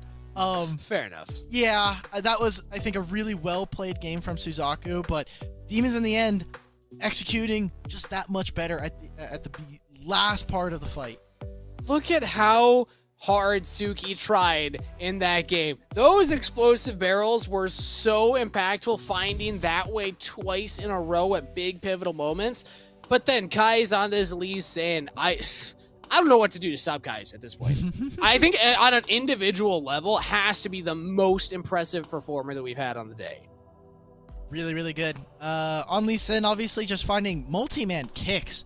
I don't know if maybe it's just Suzaku with their almost full melee draft, or he just finds those miracle angles. He even got the steal at the end. Really good stuff. They could not keep him out of the pit. They tried. They kept pushing him out. They almost got him. They got the GA. He flashes out. He saw everybody using their flash and went hectic. We were like, okay, crazy. what is happening? We're not even like paying attention to the game anymore. People are just using summoner spells to say they use them. And the thing is, I was crediting Suzaku GG in that moment for saying, all right, peel off the dragon, get a pick. Peel off the dragon, get a pick. At some point, you have to commit to the dragon, but it's so scary against a Lee Sin. Level 15 has the max damage if he's able to hit that Sonic Wave and then go in and then land the smite on top of it. It's a lot of damage, so it's just it's tough for Suzaku GG in those moments to know, do we focus the objective, do we focus on the picks and the kills, because guys just played those so well, like they couldn't stop him. Suki was trying to mark him and say, all right, I got him, I'm gonna block the Lee Sin. All right, never mind, he's over there now, I'll chase after him. Nope, he's too fast, I can't catch up to him. And guys just kept getting away. They took way too long to do the fight. Again, Kaisa's able to come back in, she pokes down, she's able to enter with the ultimate. And the keys to success that we saw throughout the game was kill that way, get rid of a lot of their primary engage, because without him on a flank, you see them then tend to face them head on. And I think that is when they're most comfortable in that draft for Suzaku. So yeah, I like the idea. The execution for some of these fights was excellent from Suzaku, but they just waited a little too long and they didn't properly call off of the dragon like they did with the Baron. But again, it was such a close game overall. Suzaku GG really made Demons work for it, and I don't think that this is bad news necessarily for Suzaku in a best of series. Earlier in the game, I'd asked you, I was like, Alk, are you worried with your prediction? But I mean, based on how the game went, I think Suzaku GG did have windows to come back. If they play another game and they don't give away an early lead like they did, maybe they're actually favored in some of those later game fights. Like they were 0-3 for their mid laner and their duo laner, and they still brought it back and like had crazy damage numbers. So that's how close that game actually was. I'm a little worried for them right now. I thought Suzaku were playing really well a couple weeks ago, but as of right now, I think Demons are just playing better Wild Rift compared to them. I think they're playing a little bit better. Their early games are looking sharper, and Suzaku do look a little lost as to what they want to do. They obviously had premonition on an assassin, and that's where we saw them find success. Also, I just don't think is that pick. Yeah, I love seeing the Yasuo, especially if we can get a good comp around it, but it did not feel like it was utilized necessarily to the best extent in the early game. It got put very far behind. Did get a solo kill. Was finding really big combos in the late game, though, so I don't want to put too much, I guess, emphasis on Yasuo being the weakness of this composition of this draft. I think a lot of it did come down to gameplay, especially in the early game. Braum getting chunked out in that tri-bush, backing them being level 4 during the dive was pivotal. Stove also was throwing up those shields very early in a lot of instances. So if you're the Braum, you want to make sure you're maximizing the time, the window that shield is up, so that way you're not just throwing it up as soon as the fight starts. Throw it up as soon as the first ability comes towards you, because then you're actually maximizing. Just little things like that. I think you can optimize, and then suddenly different game for Suzaku GG. So it's kind of interesting that we've pivoted. I actually now have more faith in Suzaku GG and you have less. Kangas, is this like a friendly fire just taking shots at Braum? Isn't it like half of your internet persona is being that guy who is built like Braum? At half. That's a little. Well, the other half is arm wrestling and like, you know, like doing the weight. Well, I feel like arm wrestling and the Braum thing kind of overlap a little bit. Sure. That's just I mean, they have in similar general fitness. Okay, so like you would say like fitness is the main half of the brand. Yeah. And then like fitness is half, and then like card games is probably the other half. So I don't see a lot of card games on your timeline, brother. Just gonna you gotta up that up a little bit more. Maybe you get into. What can I show you here that isn't like copyrighted? Here, you see these sleeves? You see what I'm rocking with right in front of me, Al? Oh, are those Dragon Don't question my sleeves? card game. I actually don't know what those are. They are they double sleeved? Are they single sleeved? That's the important. Nah, I've never been a double sleeve guy. I never like buy the most expensive cards. Although I do have a deck right now that is quite expensive. So do you have like beater?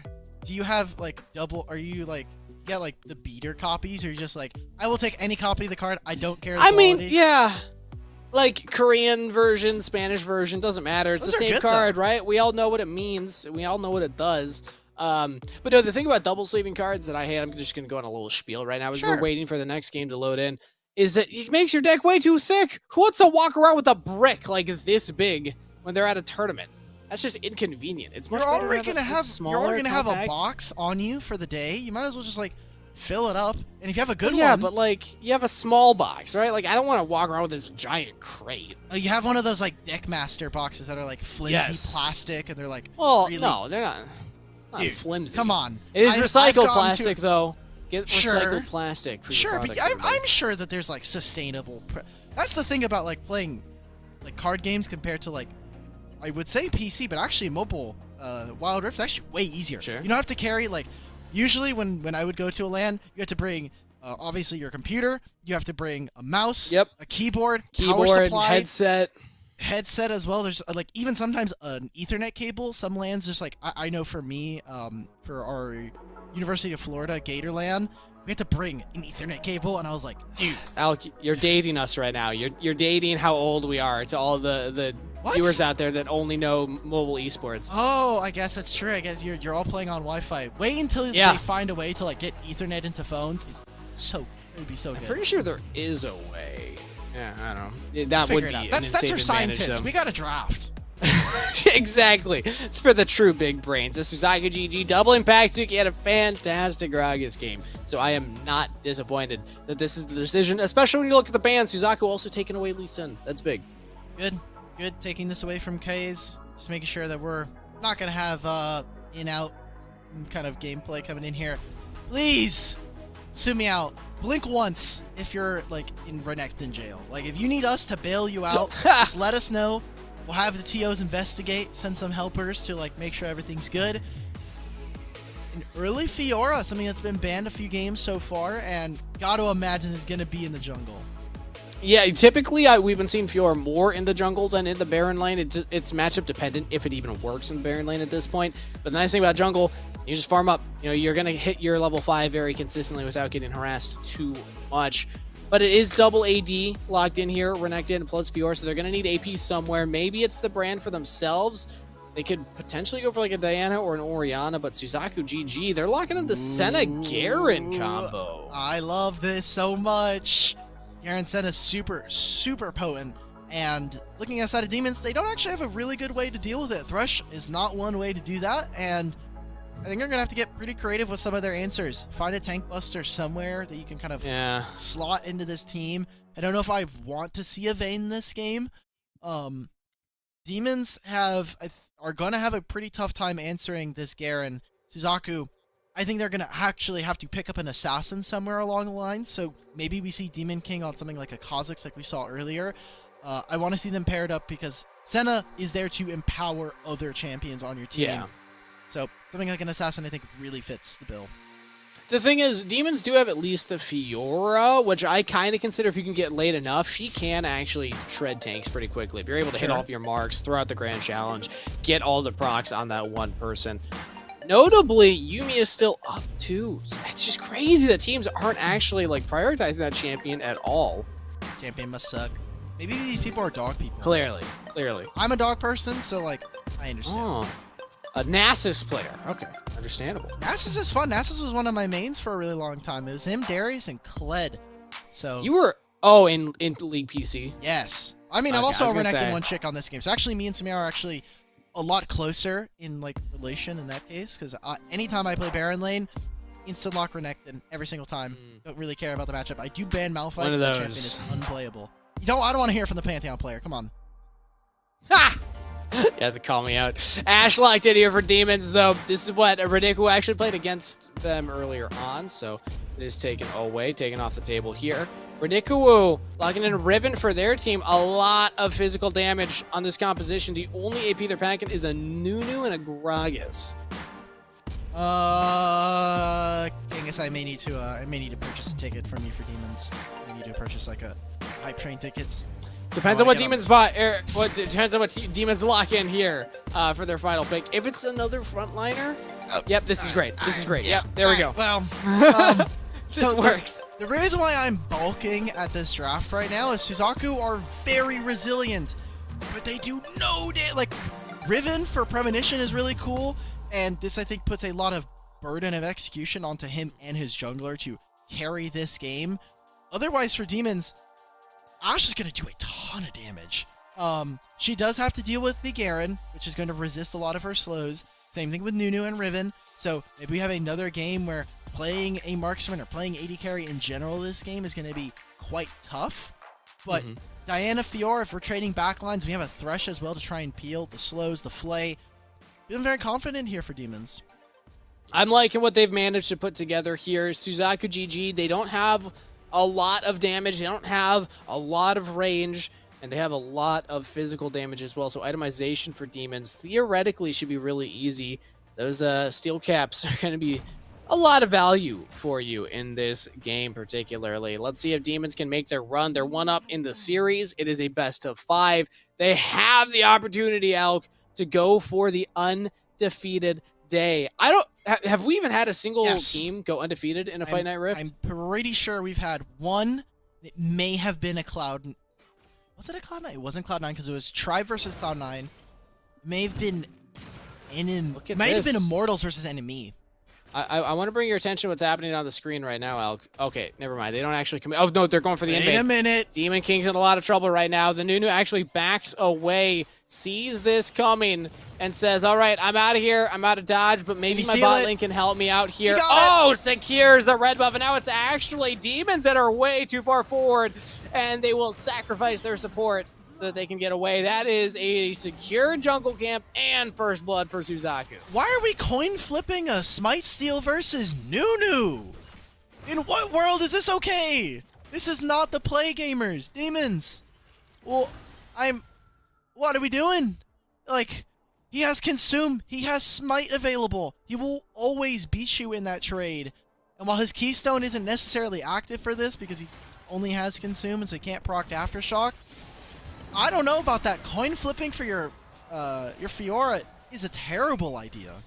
If you can kill the Nunu, fine. I mean, that's how you make it work, but they just didn't pack the damage. He didn't do enough there. Now they might get invaded themselves. We see Premonition and Demon King hanging out here around it. Big engage, though, from that way. Once again, finding the way in. But can they win the fight afterwards? They have the damage from the Ashe. Consistent DPS with these auto attacks. Kai's going forward onto Demon King. Flash out from the Nunu. And Premonition also slowed down here. Premonition goes back in. Premonition wants it.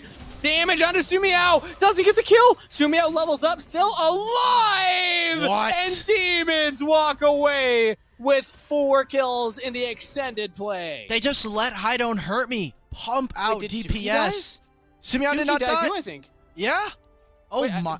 Garen died solo to a barcode. This game's a wipe, Kangas. It doesn't matter. The production, sadly for our prod people, they just can't follow up on all the action. Everything's happening everywhere. Top lane's fighting. We're getting a huge fight around the river. Oh, man. Just good stuff out from Demons yet again. Really tight positioning from their marksman player here. And it goes wide. It happens. But yeah. I like the attempt. Yeah. Looks cool. But yeah, overall, that's 1,000 gold lead here. 2 to 5 kills. 7 total kills. At like 2.5 minutes. That's unheard of. It's crazy that those kinds of games can happen here at this stage, but Suki's not getting a better matchup against Barcode here. And I'm not gonna lie, I was surprised when I saw that Stove was piloting the Gragas, and it was Suki on the Garen. I still like Garen's support, especially with the Senna. And Suki had such a good Gragas game that they're definitely not winning out now with this swap. I agree. I would say that Garen, especially against Ashe Thresh, is very resilient, something that Ashe can't actually deal with, but the fact that Suki actually dies in this matchup is really important, as there's about half a level lead. Oh, Premonition can get this. Premonition can win this. Premonition has the damage and finds the solo kill onto Sumiao. Perfect. That's what we want to see when we're talking about Premonition, who has had a pretty quiet performance today. We saw him last time qualifying for Major 3. He had such... Maybe the turn back. Kai's. Oh, Kai's! Oh! The final thing of the grand challenge. Now healing all the way back up with the Ashe Arrow onto Demon King. Double kill to Kai's. Dude, Kai's a sick man. Who cares about the Premonition solo kill? He just won a 1v2. The Ashe Arrow even helps him get the second kill. It even sets them up for a dragon. So Demons This early game has been a bit sloppier than what we've seen so far, but they are still in the lead, and they are really confident about taking all these fights that way, no longer on the set, just finding pick after pick. They're going for more. That's explosive cast. Engage in onto Kai's, but he's still alive. Didn't even flash. Wow. I'm telling you, Demons are such a fun team to watch. Action non-stop, and they have the mechanics to back up the plays. Now for Suzaku, gotta be careful about this. Yes, they can do this rather quickly, but Ash will be here. Renekton is here before the Garen. Nice hook! Oh, that way with the flash death sentence. Picks up Stove. That way is just the perfect engage support. If you want a support to start the fights, you better be looking to recruit that way. This kid is cracked. You didn't even have to go through with that full sentence, Kangas. If you want a good support, full stop right there. That way has shown his prowess so far. And yet another fight for Suzaku where they are not playing around Premonition. Premonition is in a side lane, and they lose another fight. Rifttail gets them the mid turret. They're just constantly applying pressure, not giving time for Suzaku to breathe. Not necessarily taking jungle camps, but I mean, it's just gold in their pocket. Kai is taking jungle camps away from the Nunu. So important. Premonition's on the flank. Do Suzaku throw everything at this turret defense? They're going to go for it. That's a snowball coming up. Ridikuwu, the invisible snowball. They didn't actually lay it correctly, but Premonition's in there anyway. Focus on the turret. Sumiao does not get it. That is one kill picked up, but it's only one. Everybody else gets out. Sure, it's only one, but it does buy them a little bit of time, right? It also saves the turret, so taking that gold away from the opponent is obviously important. Premonition, as well as his Senna, will be farming up this wave. Got to be feeling good about that one. It buys them time, because Fiora is doing her camps, and it looks like it was actually an engage from that way. Ooh. Yeah, they found the hook. Premonition picked up there, and it's another member in the Dragon Lane. I can't even see. I believe it's... Okay, Senna. It was Ridikuwu. Yeah. All right, kills over to Demons. It feels, Kangas, that it's, you know, one step backwards, two step forwards for Demons. Like, they'll get picked, and then Suzaku stay way too long out on the map, and they still end up getting punished here. So Kai's should be able to pick up this turret for himself, and Fiora, yet another jungler that we've talked about time and time again competitively, that you put gold into her, she gets you wins. She's a similar hyper carry from the position. Look at this. This is just bullying at this point. Taking another quadrant away from Demon King. I mean, he can walk him and try and steal these objectives. Does have a lot of members around, but Death Sentence lands. This could be an engage for a fight. Demon King's in trouble here. And now in goes Sukiao. The Diana ultimate, and now everybody's in there, but Suki does get one kill here. It's actually 2 kills to Suki. Guys finally joins in now. The Fiora is unleashed for a double of their own. Premonition just says, hey, where'd my team go? I thought I had the backup, but apparently not that way.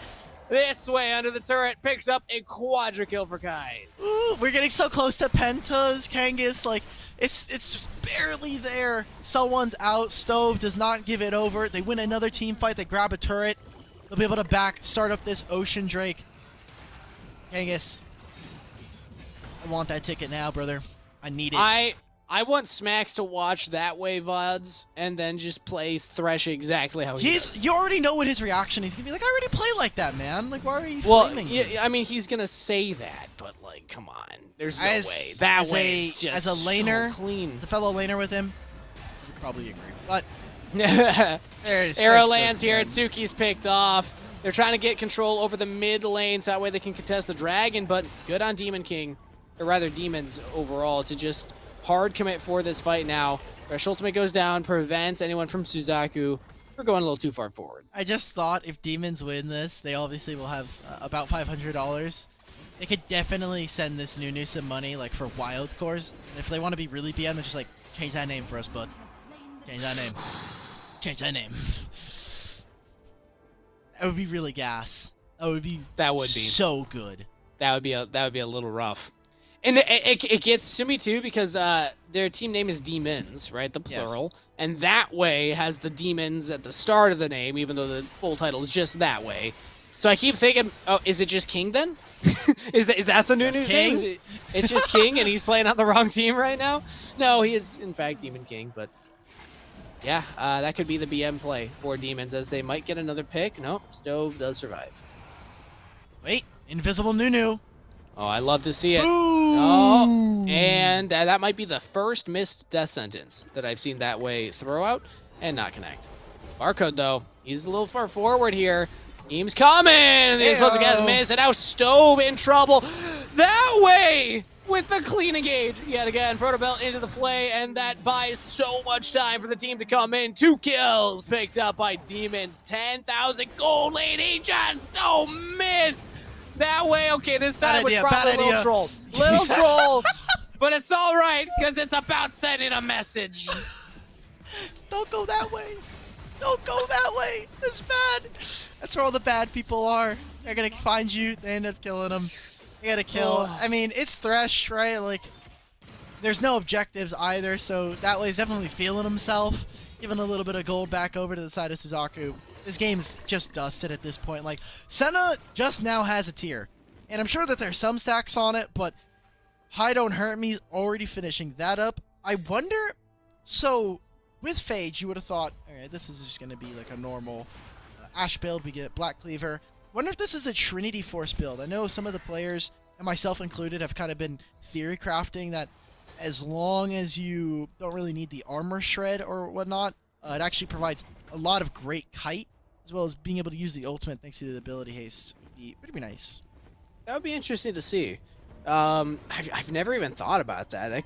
There's a lot of champions that Trinity Force is actually like really good on that I feel like it has just not been explored. Oh, the lantern actually works there. It's over the wall, but still, guys was able to get it. People are sheep in this game. This is for all of North America. Trinity Force is good. You're just blinded by how good Black Cleaver is. Black Cleaver is so efficient that it's just not worth it. So, oh, it landed! Wait, cross what map, was that? doesn't matter. I can't even believe that arrow landed and that Samayo was able to go in there, but it's also a pick in the top lane. Ridicu, the unfortunate recipient of another death sentence from that way. The Herald rather is locked down. Flash in from Stove, looks for the engage. Barcode frontlining, he's stunned under turn. He's taking a lot of damage. Suki can't even get the kill. Now Kai's going forward here onto Stove. The re-engage, the re-kills. 3 over to Demons as the Herald charges the turret. And now it's on to the Nexus. Ridicu has no shot of stopping this death sentence again. You spawn just to die. Legendary for Kai's, as everybody from Demons are still alive. A clean ace, and game 2 going their way. Much cleaner this time around. We went from 20 to 27, and now it is 27 to 3, if I remember correctly. We'll get to see those scoreboards in a little bit, but a much more dominant game, I think. There was no room for error for the side of Demons. Suzaku were unable to kind of have those team fights that they wanted, and they just didn't have damage. They did not have someone that I think they properly could play through. Premonition on side lanes, yes, but the Senna just doesn't have that same raw DPS as someone like an Ashe is, as long as she is protected. So, good job from the side of Demons, 23 to 7. It's looking like a slip and slide again, brother. That is the definition of a slip and slide right there. If you look at it, 6 minutes in, it's 5,000 gold lead. But then every moment after that 6 minutes, it was 1,000 gold per minute passed in the game. A lot of that, just Kai's on the Fiora, 14-0-6. Picked up 3 more kills at the end there. Probably had a whole nother item to purchase, honestly, as we're looking at the 14,000 gold in the pocket. And Hi Don't Hurt Me also going deathless. I mean, these two are putting on a clinic today, Alk. Beautiful stuff from both of them. Hi Don't Hurt Me and Kai's, like you're saying, just performing really good today. Like, they are on a high. They are peaking right now, which is, you know, it's a good one, especially after this weekend. Not necessarily finding the win versus Reflection.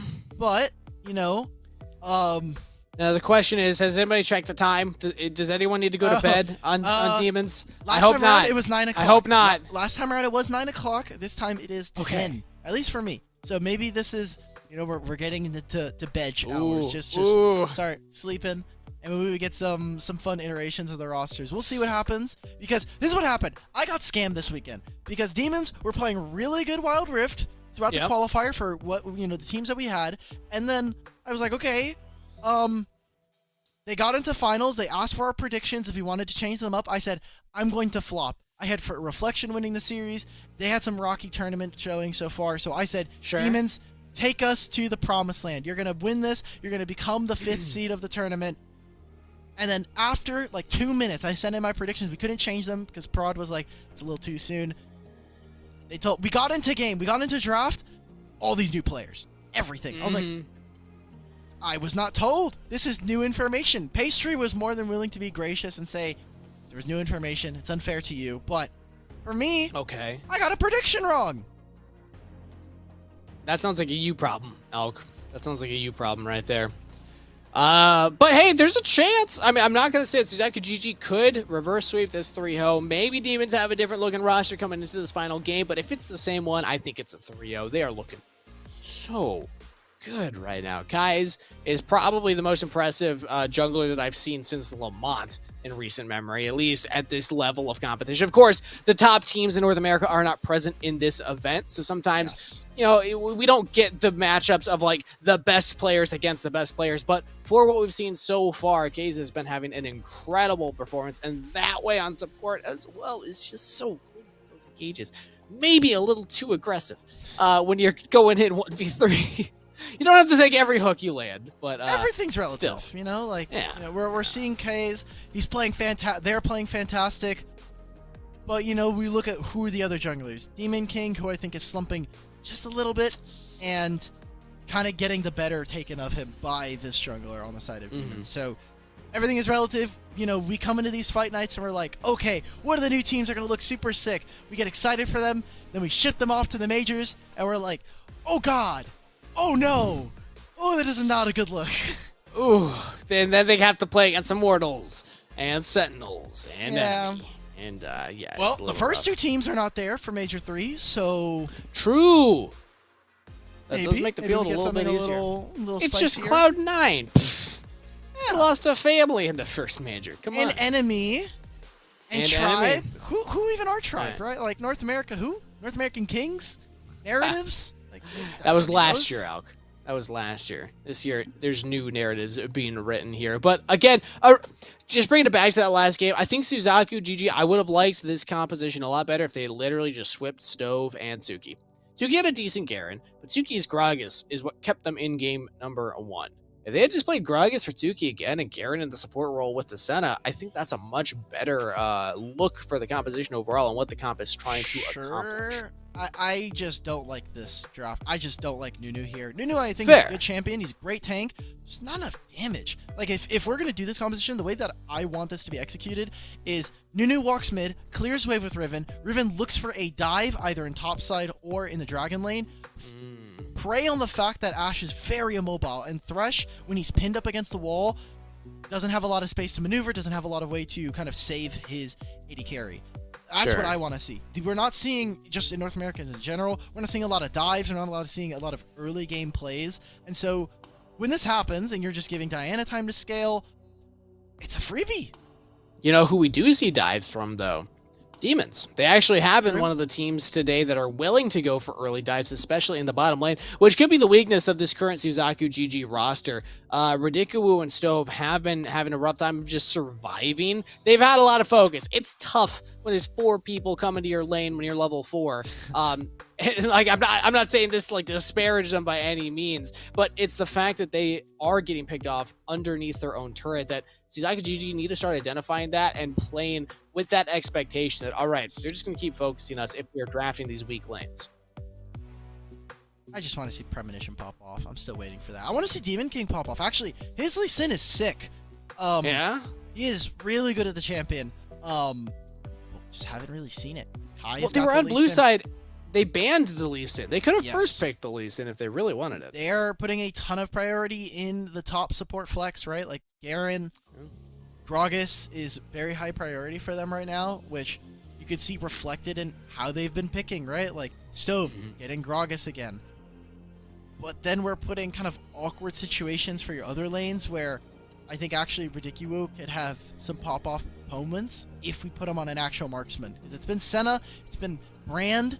I want to see the Kaisa versus like Ashe matchup, or like a Kaisa versus, I guess Varus just gets banned all the time on blue side, which is a travesty. Yeah. Shouldn't be letting this happen, gamers. Varus is first pick worthy. I don't know why this is not happening. Maybe Ridiculous is like, I don't want to really play Varus. We played the Varus winning. in the first game during the round robin, so we know Ridiculous is at least willing to play it. Drop ego, gamers. We're trying to win. You want $500? It starts now if you're Suzaku. And for Demons, it ends here. 3-0 is what Suzaku GG need if they want to walk away victors of Fight Night Rift today and get that extra double of the prize pool, right? 500 compared to 250. That ain't nothing. But it's only one game for Demons here. If they can pick this one up, they are the Fight Night champions and are one of 2 teams that has gone undefeated in all of Fight Night Rift. Very impressive stuff. Is it 250 for second place? Why am I feel like so. I'm remembering it. I thought it was like 500, 350, whatever. Well, it's a total of 1,000. Yes. We'll Probably get production to 250. check in on that. Yeah, this is not a me question. This is my style. I just throw out numbers, and then production tells me, no, Steve, you're wrong. Please correct the audience. But until that happens, I'm saying with confidence. Set is locked in first for Demons. Again, 1 win away. And so far, the sets look good on that way. No need to flex it either. I like that on blue side, Demons still are saying, we don't want to deal with the Zed. We're going to still get rid of the Corki as well, which I think is kind of telling us to where they fight a lot of strengths, a lot of bot lane bans here. Zed being kind of the only one. Suzaku picking up Olaf and Thresh, 2 champions that I don't necessarily kind of think match up stylistically, but and going into set, not a fun maneuver. Oh! We get to see it! It's locked in! North America's playing Yuumi! North America's playing Yuumi! Let's go! I mean, I don't know why I'm so excited. I do hate this champ. I don't want anybody to, like, get confused by my enthusiasm. I just think it is the objectively correct support to go for if you are trying to win games. Yumi's good into Thresh. Like, Yumi's like, oh, cool, you hooked my champion. Here you go, here's a bunch of healing. So what AD carry are they going to pair this up with? Because now you have Ashe being taken away, and if I'm Suzaku, it's time to start triple banning, get into those bans, start getting really deep into the AD carry pool. Yeah. Varus, Zig's already been taken away. You can also say Ezreal here for High Don't Hurt Me. The thing is, I'm expecting Set to go into the Baron lane. Yes. We already see Kha'Zix. I don't consider, I mean, maybe Set to an extent, but I don't really consider Kha'Zix like this primary Yuumi carry. It's not like an Olaf in the jungle where you want the Yuumi on that Olaf. Like, it helps the Kha'Zix, but he's more going in to clean up the fight or just be a nuisance on the backline, not to be like a primary engage. Maybe a Lucian, if you're looking for an AD carry that pairs with it. I actually really like the Lucian-Yuumi combo, because that's now an AD carry that Yuumi wants to stand on top of and can help reposition in fights. Sure, I like Kha'Zix still, though. You know, like, Kha'Zix, like you're saying, isn't the traditional, like, frontline carry that is very bruiser and can go through it, but if you go ultimate, you know, you're going into stealth as Kha'Zix and you set up an invisible Yuumi ult, we're already getting stacks on you. True. And all of a sudden, the thing that Kha'Zix lacks is typically hard crowd control, and then rooting them with the final chapter feels a little bit better.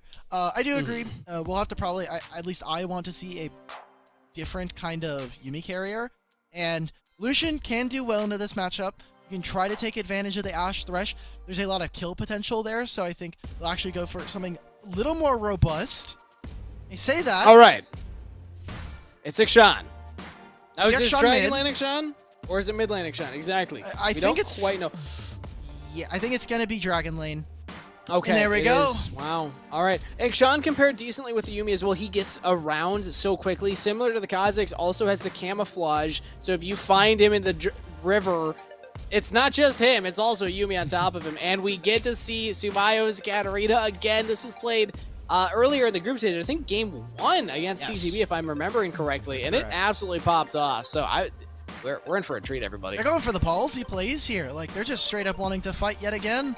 There's not a lot of good crowd control, I think, from the side of Suzaku. It is simply just Thresh, maybe the Ashe ult, but I'm going to assume Ashe is going to be using her ult to stop the Kha'Zix, because otherwise Yeah. it could be very, very tricky to try to play this one out. A lot of threat, I think, onto the Ashe. And Premonition, here's your time to shine. You've got another melee assassin. This time it is the Akali. You're playing up against Katarina. I think this is a bit of a skill matchup in my mind. Like, Katarina gets a bit of a free lane. She's not getting harassed. You're not constantly shoving waves. Your two melee, like, burst assassins going back at it. Yeah, and Katarina's ultimate can actually just completely shred through an Akali. So, dangerous game for Premonition right now. The Camille as well. They don't have a big tanky frontliner. Olaf's going to be the closest thing to that. So these double assassins that Demon have again, this is what they played with the Katarina. It was the Kazakhs last time around. I am very excited to see Demon pilot a very similar comp to one that we already saw them have so much success with. That was their fastest game that they've had so far today. So if that's any indication. It is a fast game. It was kind of a speed run. It actually finished before any of the other games did. You know, we got actually the juxtaposition, right? Like, of two different play styles. It was Demons, who had a very, very fast game one, and Suzaku had a very slow game one versus Yon. Yeah. And I think that we're starting to see why. Suzaku are playing a slower game. They're not getting big early game leads. Oh, okay! What? Bro! They're just dying in lane to Sumayo. We already talked about the explosiveness of the assassin in the mid lane, and Demon's coming ahead. Kangas, I know it's really early, but the fact that that just happened, I think, is incredibly problematic for Suzaku. The fact that they just lost the mid lane matchup like that. No summoners for either of them, but Katarina has a built-in flash into her kit, and unless there's a really kind of smart setup for someone like the Olaf to come in and gank, this is not looking pretty for them. You see Thresh already making the move. Good job there to try and punish. Okay. Suzaku are quicker on this, so they will get the Scuttle Crab as Hi Don't Hurt Me, and that way are kind of toying around with the idea of this. The Thresh hook lands. Now Ignite already down. Exhaust answered by Olaf's here. Or rather onto Ridikuwu. They're going forward. Hi Don't Hurt Me. Can you survive this? He swings to safety. And Hi Don't Hurt Me again with some quick feet. They're chasing out Demon King. He's walking right into Sumayo. The assassin going forward. That's 2 more kills. Hi Don't Hurt Me flashing for another one. Double kill to the AD carry. And they're making the dive on the top side work as well. Suki's living for an incredibly long amount of time. Suki's Both of them alive. super low, though. Camille, can you make the play? You have flash, you have fleet footwork. Kai's gets out with blinking HP bars alongside his set. Oh, man. Premonition's chasing. Premonition's hunting. He's seen Has the... Oh, there we go. Shuriken flip. Can you get onto Kai's? Kai's jumps, and there's no flash and Premonition. I don't think that he finds it. Kai should be safe. It's Heartbreak. Ultimate's available. Sumayo's going in. Can throw it out there. Shred through him like a hot knife through butter. Double kill to Sumayo. Yeah, I guess the Katarina's popping off. Katarina's like 1v9ing. It's done. I mean, this guy is so fed. Like, you see 3,000 gold, and I'm going to assume, yes, most of that, 2,000 of that, is in his own back pocket. 4, 0, and 2 will be able to reset.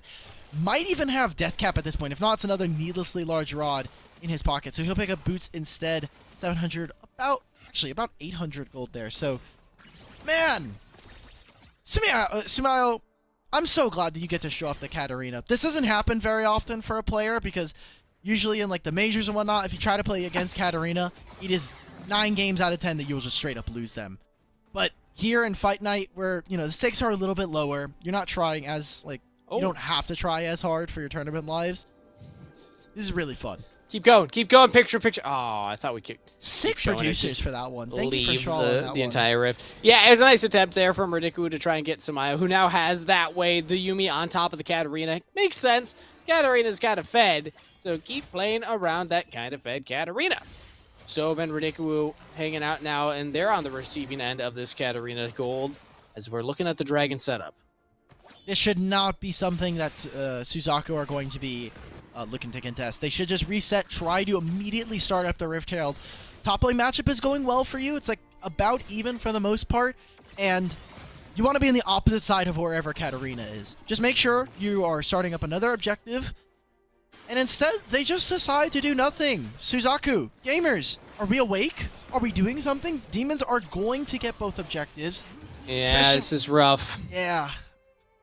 There's nobody here to answer Sumayo in the bottom lane either. And again, we keep talking about this Katarina. Hi Don't Hurt Me, also 2-0 with the Blade of the Rune King completed on this Akshan. So Hi Don't Hurt Me as well, a little fed, means that Suzaku, I think that they're just afraid. They're afraid to start up anything right now because this early game has gone so far away from them. A lot of their vision is very shallow, and it's so hard to spot out where Hi Don't Hurt Me is. They're going to make this engage onto Barcode, but he flashes out, so... Well, it's a lot of damage to start, but now Hi Don't Hurt Me going forward yet again here on the Akshan, chasing him down. Sumayo throws out the Katarina ult, doesn't find the kill. Suzaku, they have disengaged successfully. Super close there. A premonition. He wants it, going on to Barcode. Execute damage, close to the threshold, but not quite close enough! And take it out as Hi Don't Hurt Me running forward. Triple kill to Sumayo! Going godlike, and a killing spree as well for Hi Don't Hurt Me. This team is team resets. It's 1 kill, Avengerang right into the heroic swing. Olaf just has to go and take his pitiful Wolves camp. And Kangas, Demons are looking to 3-0 in the finals. They want to get that prize money from the first place. And they're looking good. They're looking powerful. Like, you would have thought there would have been some stumbling blocks after losing and kind of being disrespected by Reflection. When talking to KT after the game, he's like, honestly, we trolled a lot of these games in the finals best of 3 because we didn't really respect Demons as an opponent. They weren't Saints, who we were expecting to come in. And... yeah. Put respect on their name now. Demons showing off. Their a team that is looking like they got a point to prove. As Sumayo will get another kill onto Premonition here in the mid lane. Ashura lands on a Hi Don't Hurt Me. As the barrier, but no flash. Death Sentence blocks the swing. But look at the damage. He's just going to win the 1v2. Hi Don't Hurt Me. That is illegal, my friend. I know you're up 2 levels over Ridicule, but that is just not fair. And it was through literally every bit of CC. Like, the QSS came out, the Quicksilver Sash boot enchant for this Akshan was clutch, but it just didn't matter, no? Like, he's just resetting, he's doing all this. Another dive. Say goodbye to these guys. You guys are saying bye to your turret. Yuumi, locked down. So... Alk, this is, This is violent! This is a triple kill to Sumayo! I cannot even fathom what's happening right now. It's 15-0 on the scoreboard, 7 minutes in this game.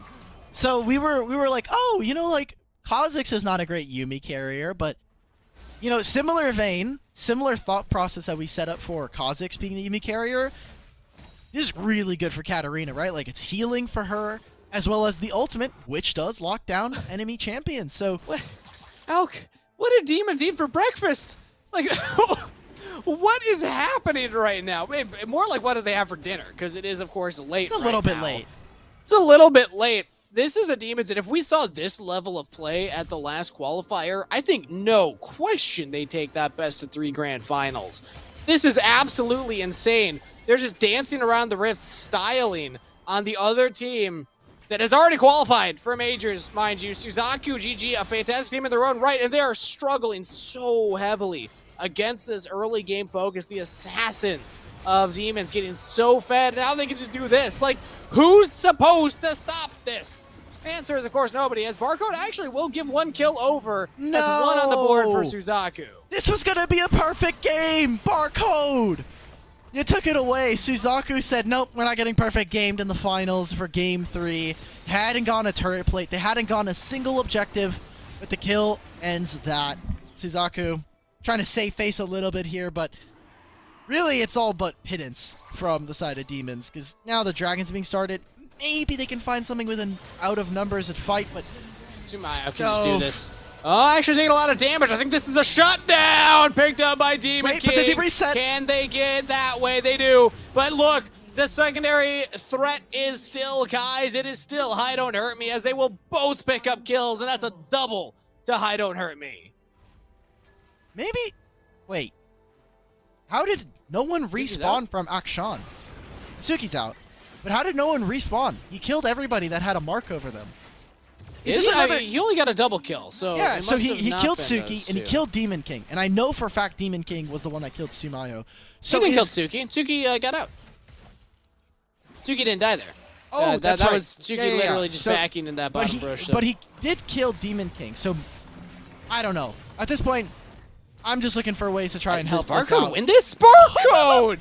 Oh! Oh, my dude! I know you're up levels, but this is just unfair. I mean, actually trading a kill right there. Now Sumayo's coming in. Barcode's not even going to die. Sumayo, the assassin, says revenge for the last play. Picking up another double kill. That's got to be like 4 double kills at this point in the game. Premonition going deep. Having some fun with it here. Touchdown! The assassin. I got into your base, guys. That means I win, right? He's playing like a game of tag, and he just hit the it spot. He did die, but he's like, boom. This is like But now Kai's is it. Here we go. This is like checkers, when like the house rule where like you get your one piece over to the other side, immediately turns into a king/queen. Perfect. Exactly. And now the king is going to be, I suppose, Suki here with the Trinity Force completed, maybe.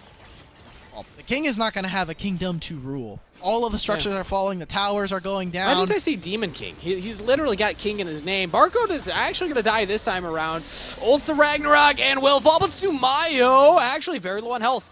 This could be big for Suzaku GG. Sumayo under the turret with the resets, with the double kill. Still alive. Will finally fall down as Chuki trying to get Kai's. One more auto should find it. That's a kill. Double, but I don't hurt me coming in with the cleanup. There's just a Rift Herald hitting mid lane for some reason. Kangas, this game is so doomed. It's so messy.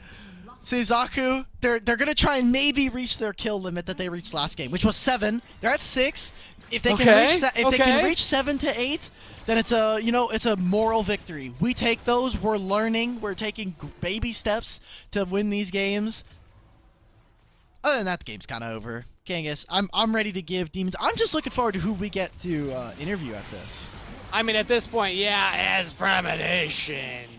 Oh, just getting decimated. This is the final push here from Demons. How much fun do they want to have with it is the only question on my mind. Barcode says quite a lot here as he's taking a lot of Nexus turret shots. But it will be a 3v5 defense underneath the Nexus. That's a big play from Stove. Demon King cannot tank up Sumayo, who will fall in trade. But now focus on the Nexus. That should be game.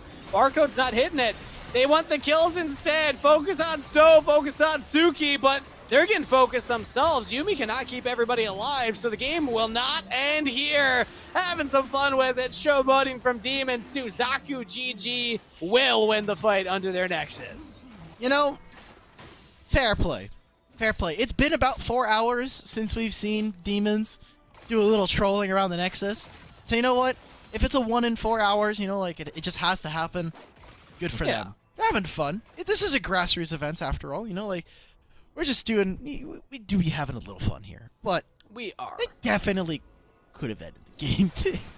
Most likely. But you know what? I think the double super minions coming in, plus the Baron fight coming up, would probably win the game for them on its own. If Suzaku can get a pick here, this would actually be a really big window. Like, unironically, they might just get the Baron if they kill Sumayo with a big death sentence. But Sumayo wise to actually back off here.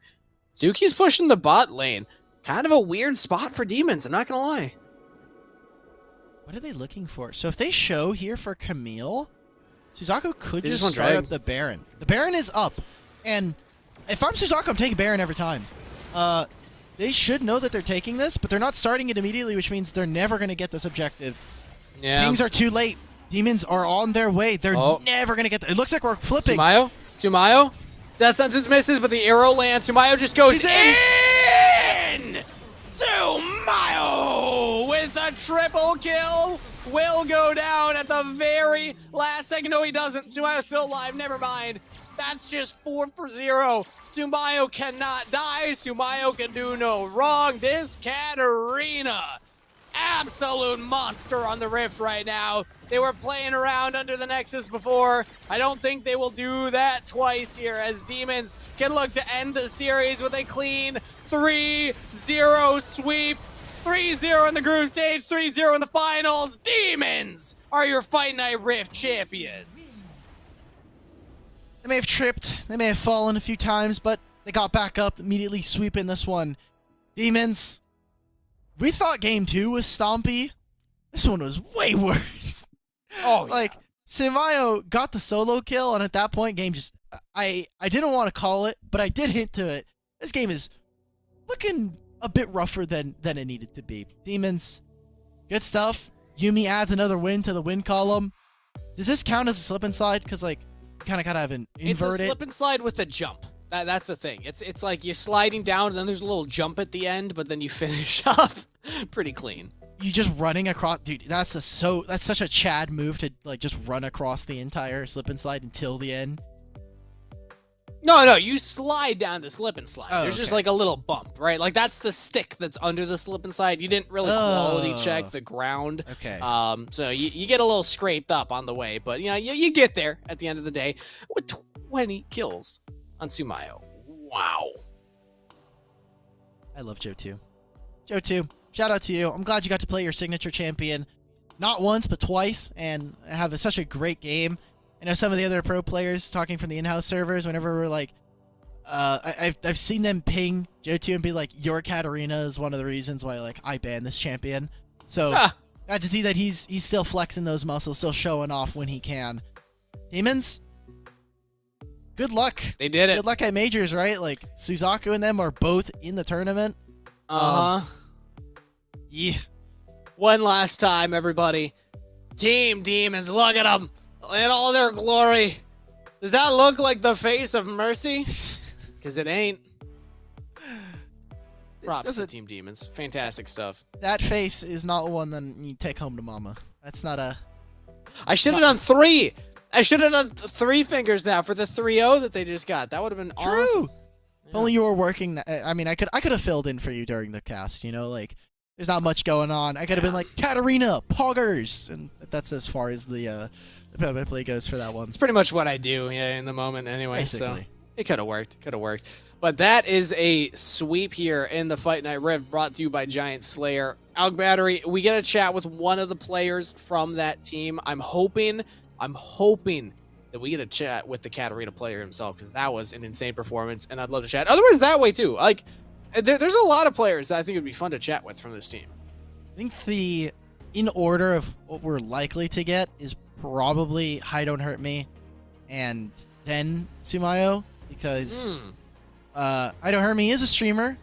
If you haven't checked him out as a player, his name is ZinWR. He streams a bunch of 80 carry gameplay, so be sure to check him out as one of the community members that we have here in Wild Rift.